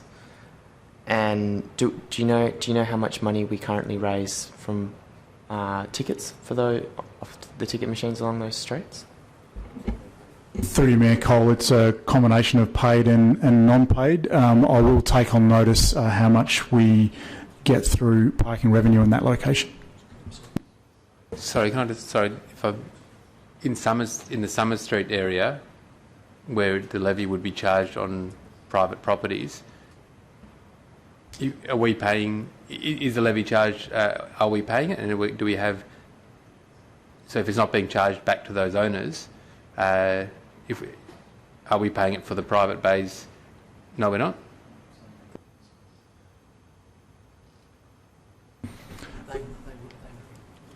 So in the Claysbrook area, are we paying, because in the CBD private bays are covered? That's right. Through you, Mayor Cole, it is the operator or the owner. So we are invoiced or charged licence fees for our bays, our on-street curbside bays. Any private operator or private residence receives a licence invoice themselves. Which would then obviously be for properties that are tenanted, passed on to the tenant. It would be assumed through most commercial leases. Perhaps we should also consider engaging with those property owners and seeking their support in addressing some of the issues of equity of funding spend within the City of Vincent. Have we ever done that? Have we ever approached those property owners formally? Does anyone know? Through Mayor Cole, I don't know, but I very much doubt it. Over to Councillor Hallett first. Just wanted to ask about what the status was of any previous negotiations or advocacy around extending the CAT services through Vincent. Through you, Mayor Cole, probably about 18 months ago, administration did have a number of discussions with the PTA. At one stage, there was even a route that was identified, and we were having conversations with the PTA about what the direction the buses would take, where they would turn, etc. But that really, unfortunately, all just fell away. I'm not sure if Director Tech Services has any further information to add, but despite our prompting, it literally just fell away, and PTA was hot to trot on the matter at a point, and then nothing further eventuated. Sorry to interrupt, but can I provide an historical, not anecdote, but I'd been through the same process for many years. It's not a question, it's a clarification. Question to Councillor Toppelberg. Well, I'd asked the question of numerous people, including the Minister for Transport at the time, and basically the attitude is mine, as I understand it from the state, is if you want it, you have to roll out the parking levy throughout all of Vincent, otherwise they're not interested. So at the time we had put a proposal forth to potentially fund a bus, or to co-fund a bus from municipal funds and to feed it into the network, and it was a resounding no, that's not fair to the City of Perth. Effectively, if you want the buses in Vincent, you have to have the parking levy throughout Vincent. That was the attitude at the time. That may well have changed, but it was a pretty resounding no. Thank you, Councillor Toppelberg. Are there any further questions? God, I'm interested. I know that the question has been asked by Councillor Loden, which I was also interested to know what our revenue is from the 365 bays, and if you don't make the revenue that, if the revenue that the city makes is less than the licence fee, is it capped, or does the state government just leave the city to pay the difference regardless of the revenue? And also, I just want to flag that Councillor Buckles' question was really about, could we seek the funding towards the Loftus bike lanes? I guess that is more commensurate with a sort of $390,000 contribution than a whole CAT bus service, so perhaps that would be something that the CEO could raise with the Department of Transport. Through you, Mayor Cole, I will get that revenue figure from the parking areas covered under the licence bays. The licensing purely works on a per bay levy. The State Government Department of Transport doesn't particularly care whether you charge for those bays or how much you charge for those bays. The per bay levy is the per bay levy, which is stipulated each year. And yes, as you mentioned, it'll be important for the city to identify any potential transport or other initiatives in preparation for that meeting with the department. Just to follow up, sorry, Councillor Loden, just to follow up on that, is it possible when you look at what the revenue was for 16-17, given that we've had declining revenue from car parking, would it be possible to look back through some of the other years as part of the argument? I mean, this was a busy street, so potentially there has not been a decline in revenue, but if we're able to demonstrate that there is a decline in revenue because of economic downturn, that potentially could be an argument that we could take when we request a 0% increase. Councillor Loden. Two questions. When you give us that the revenue generated, could you also provide a split of which of those bays or how many are paid parking bays versus unpaid? And if we were to, say, install bike lanes down Newcastle Street and that reduced the number of parking bays, would that therefore also reduce the cost that we had to pay? Or put in something instead, so we actually remove some of those bays that would reduce our costs as well? Through you, Mayor Cole, yes. It's simply a licence fee per bays. It's less bays means less fees to levy. Anything further on this one? I'd like to thank you, Director of Community Engagement, because you did sustain quite a long questioning tonight, so thank you for your efforts. Not quite as long as the famous Director of Development Service questioning, which was part of the initiation ceremony, I think. We'll move on to 8.1 Information Bulletin. Does anyone have any questions? Councillor Hallett. Just wondering if there's through you, Mayor, to CEO or CEO, whether there's a reason why some of the advisory group meetings that have happened previously aren't included in the minutes in that info bulletin. I wondered if it was because they were not confirmed, but there's also some in there that are unconfirmed. Through you, Mayor Cole, I have no idea, but I'm happy to find out. Councillor Tovelberg.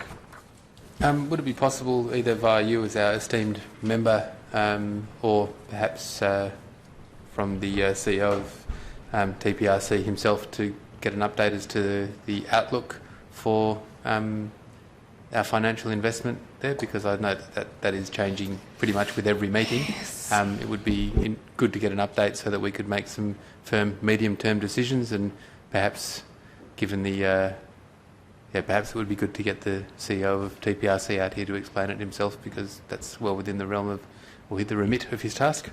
Most timely, because the CEO is calling me tomorrow for a general discussion, and also just to let you know that land sales are down.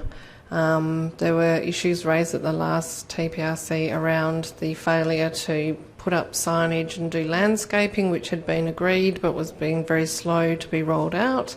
And that land sales, when you compared them to subdivisions further north, some of those were actually doing better. So there was quite a bit of pressure, which I understood at the comments after the meeting was that it was a rather robust meeting. So I did question what the normal meetings are like there, but there was a lot of discussion about getting the landscaping in, getting the signage happening, and really trying to promote the Catalina estate, given that the land sales had slowed, even in comparison to others. So if you have any specific questions, I can talk to you at dinner, because I'm having the phone call tomorrow. Through you, Mayor Cole, whilst it's been highlighted in some of the draft budget papers, it's probably worth identifying that the forecast income, or our share of the income from TPRC for 17-18 is forecast at around 330,000. So it's substantially down from previous years' forecasts, and that's something the director and I have been trying to get a better handle on, so that we can more clearly forecast that into the future. Sorry, and just on that, the clarity that I'd like is whether that's because prices have been reduced, like 330. Are we selling less, so it'll just mean it's a longer term project? Have prices been reduced, so it's a proportionately smaller income? And because ultimately the land is finite, so I think more in terms of long term forecasting, if it's going to be shelved, if there are parts of the estate or releases, it'll be shelved for a number of years till the market turns, and so it's a longer term forecast for a similar income. That's vastly different to just a reduced income because we're going to meet the market in terms of price. So it'd be interesting to get that level of detail for our long term forecasting. I will chat to you after the meeting if you like, and I'll take note of the questions that you'd like me to raise. But my understanding after attending one meeting is that it's more to do with slow sales rather than reduction. I think that there had been a reduction around some of the display homes, which was quite minor, but overall it was slower sales. But I'll have a chat with you for some more detailed questions. Is there anything further on the information bulletin? Okay, well, what we'll do now is we'll move to notices of motion, and we do have one that is on the agenda, which is Councillor Loden's request for the information bulletin to include information on development applications, and then there is one that I have flagged with council and emailed to you, but that was a bit late for inclusion on the council briefing budget. But if you wish to ask any questions on that one, I'm happy to do that tonight too. So are there any questions in relation to Councillor Loden's notice of motion? Councillor Toppelberg? Whether it's seeking clarity from Councillor Loden, or perhaps the Development Services would like to make some comment, but I think some of the key information that's in there in terms of the processing times that people would be looking for are things like number of days between receipt of application and going to advertising. So some are not just the overall timeline, because that doesn't often give a picture of exactly what's happening with an application. And there may well be reason for explanation, for example, where requests are made of applicants to provide subsequent information and they don't. There may be a long delay between receipt of application and advertising, for example, but it's not. If you just provide the information of the overall length of time, it may reflect poorly on the city, where in fact it's actually the applicants, or it's an issue with the applicants. So I think some of that information might be more helpful if we're going to get this specific, perhaps the Director of Development Services or Councillor Loden. Just before we do that, we'll go to Councillor Loden to explain his notice of motion, and then perhaps, Director, you can comment. So yeah, I agree. I guess my intent here was just to make it as simple and straightforward as possible. I think this is an opportunity for the city the administration to give us a much more rich data set if they so wish. I don't want it to become this big administrative burden that they spend all their time compiling a report every month to report on this stuff. But if they've already got that information already available and they can track that thing really easily, then I'd love to see a much more rich data set that it sort of shows how many days overdue and something like that. But I wanted to leave it, I guess, open to administration to choose what was most effective for them. Through the Mayor, there's really two issues, and this is something that I've certainly been working on since I arrived. One of the issues is that the process that we currently have in the planning assessment section of the organisation isn't sophisticated enough to establish when further information is overdue, because dates aren't being set for applicants to respond.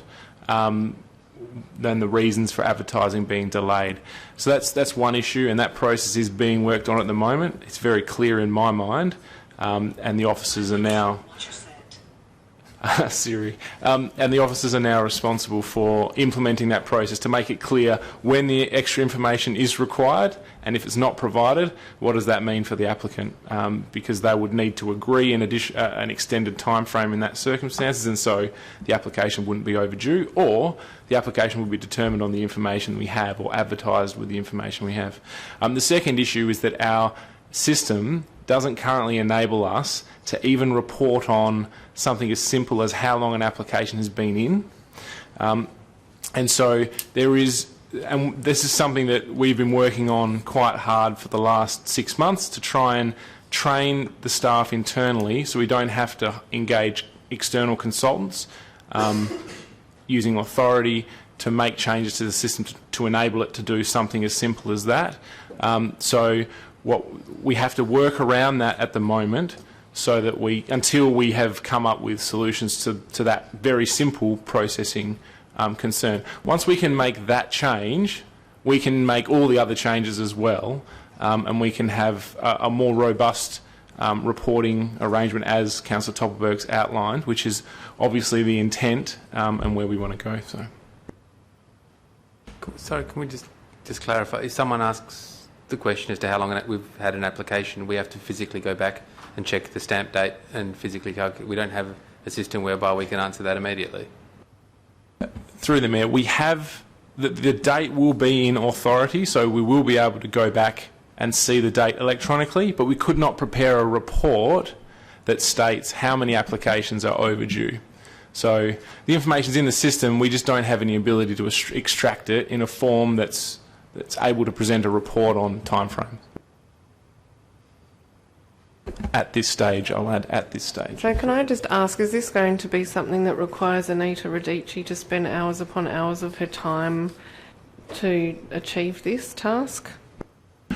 Through the Mayor, it certainly won't be Anita Radici, but there will be potentially, if we can't, we're actually meeting with authority again tomorrow to establish whether they have found the solution we've been working with them on for over 6 months. Because the system is so old, if they are unable to solve that problem, then we will have to use essentially we have to use a workaround until we fix it. So we have to use an Excel spreadsheet or some other mechanism. The staff have already come up with that workaround, and it will just mean that as each application comes in, we'll have to enter it into 2 data sets. So that's an insight into when you put forward what seems like a quite straightforward notice of motion, what is actually required to make it happen. I feel sorry for you, John Corbellini, Councillor Gondaszewski. Thank you. I think it should be noted that when drafting the notice of motion, it was a conscious decision to keep it to the most simple, so bearing that in mind. But my question relates to online applications. Is it envisaged that the online application process will encompass development applications? This is what's slated for, I think, next financial year. Is it envisaged that will be able to address some of these reporting issues, or is that a sort of behind-the-scenes back-end database issue? Through the Mayor, it will help with the process, there's no doubt about that, because the applicants and the community will immediately, once we have the system up and running in the next 2 years, will immediately be able to see where their application is at. There is a significant integration issue with authority, so the system we implement will need to integrate with the back end, and authority is what produces the reports, not the online lodgement system. So it won't resolve those issues by itself, but it will help because we will have at least the data for each individual application will be visible on the city's website. Just to follow up on that, just earlier you were talking about authority being old.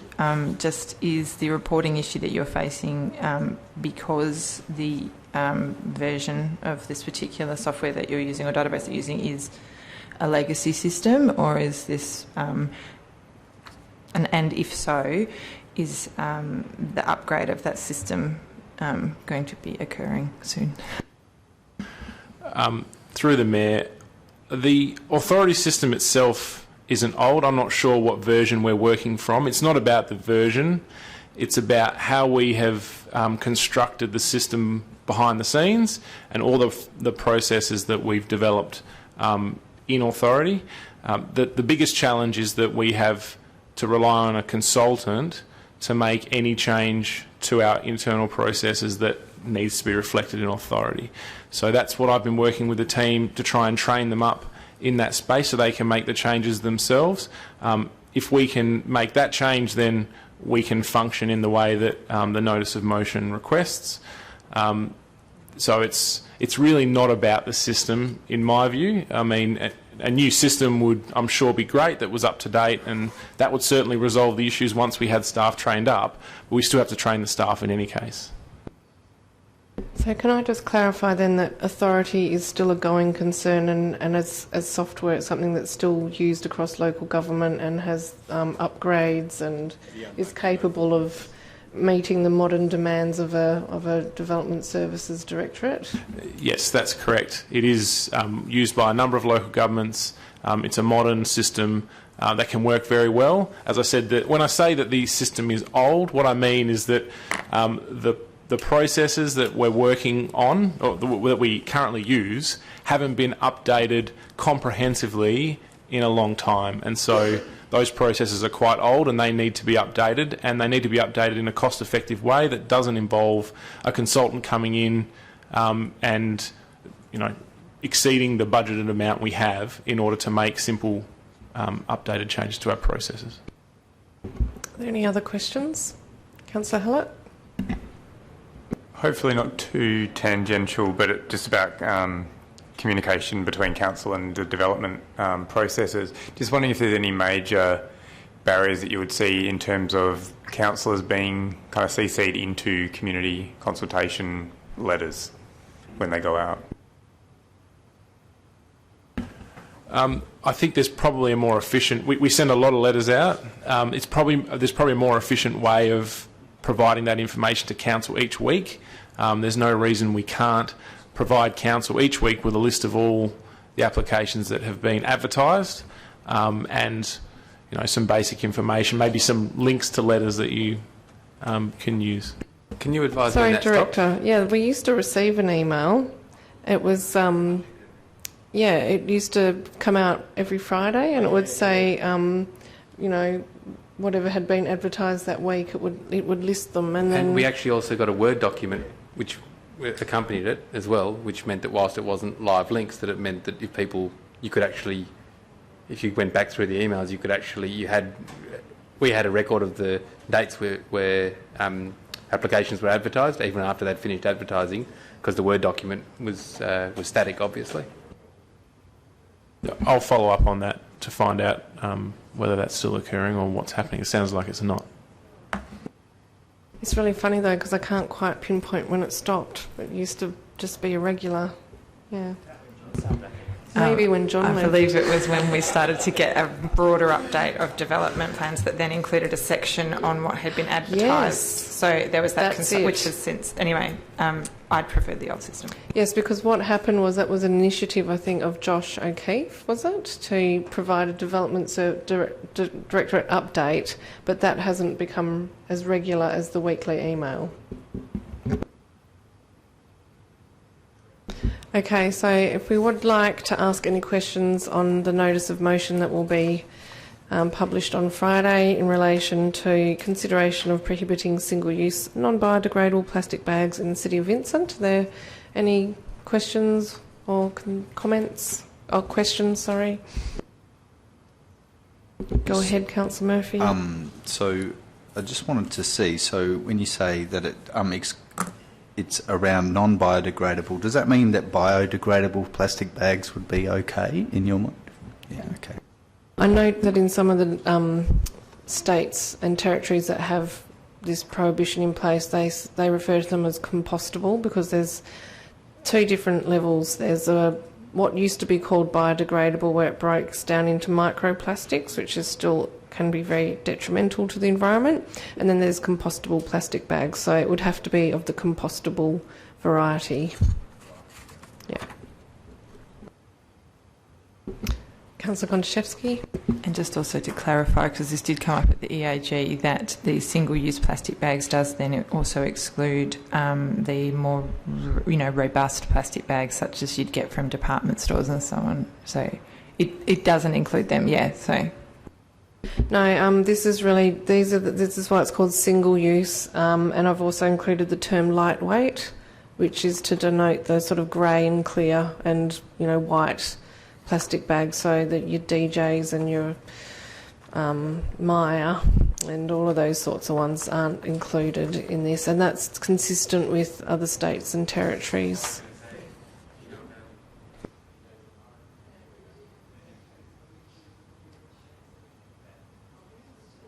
I mean, if you'd like to consider it, it's this is really, I mean, the reason I've put it forward now is that the Minister for Environment has indicated that the state government won't be standing in the way of any local law change going through, as the previous situation that City of Fremantle faced, and also that the Minister is seeking advice from the Waste Authority about what the options would be for a statewide ban. So obviously I think the preference would be a statewide ban, but I think that this is really about signalling to the Minister and to other councils that that we would be on board with pursuing the prohibition. And I also note that it was unanimously supported in 2012 by those councillors who were here at the time. It was moved by Mayor McTiernan. All right, unless there's any further questions. Okay, I'll call the meeting to a close at 20 past 8.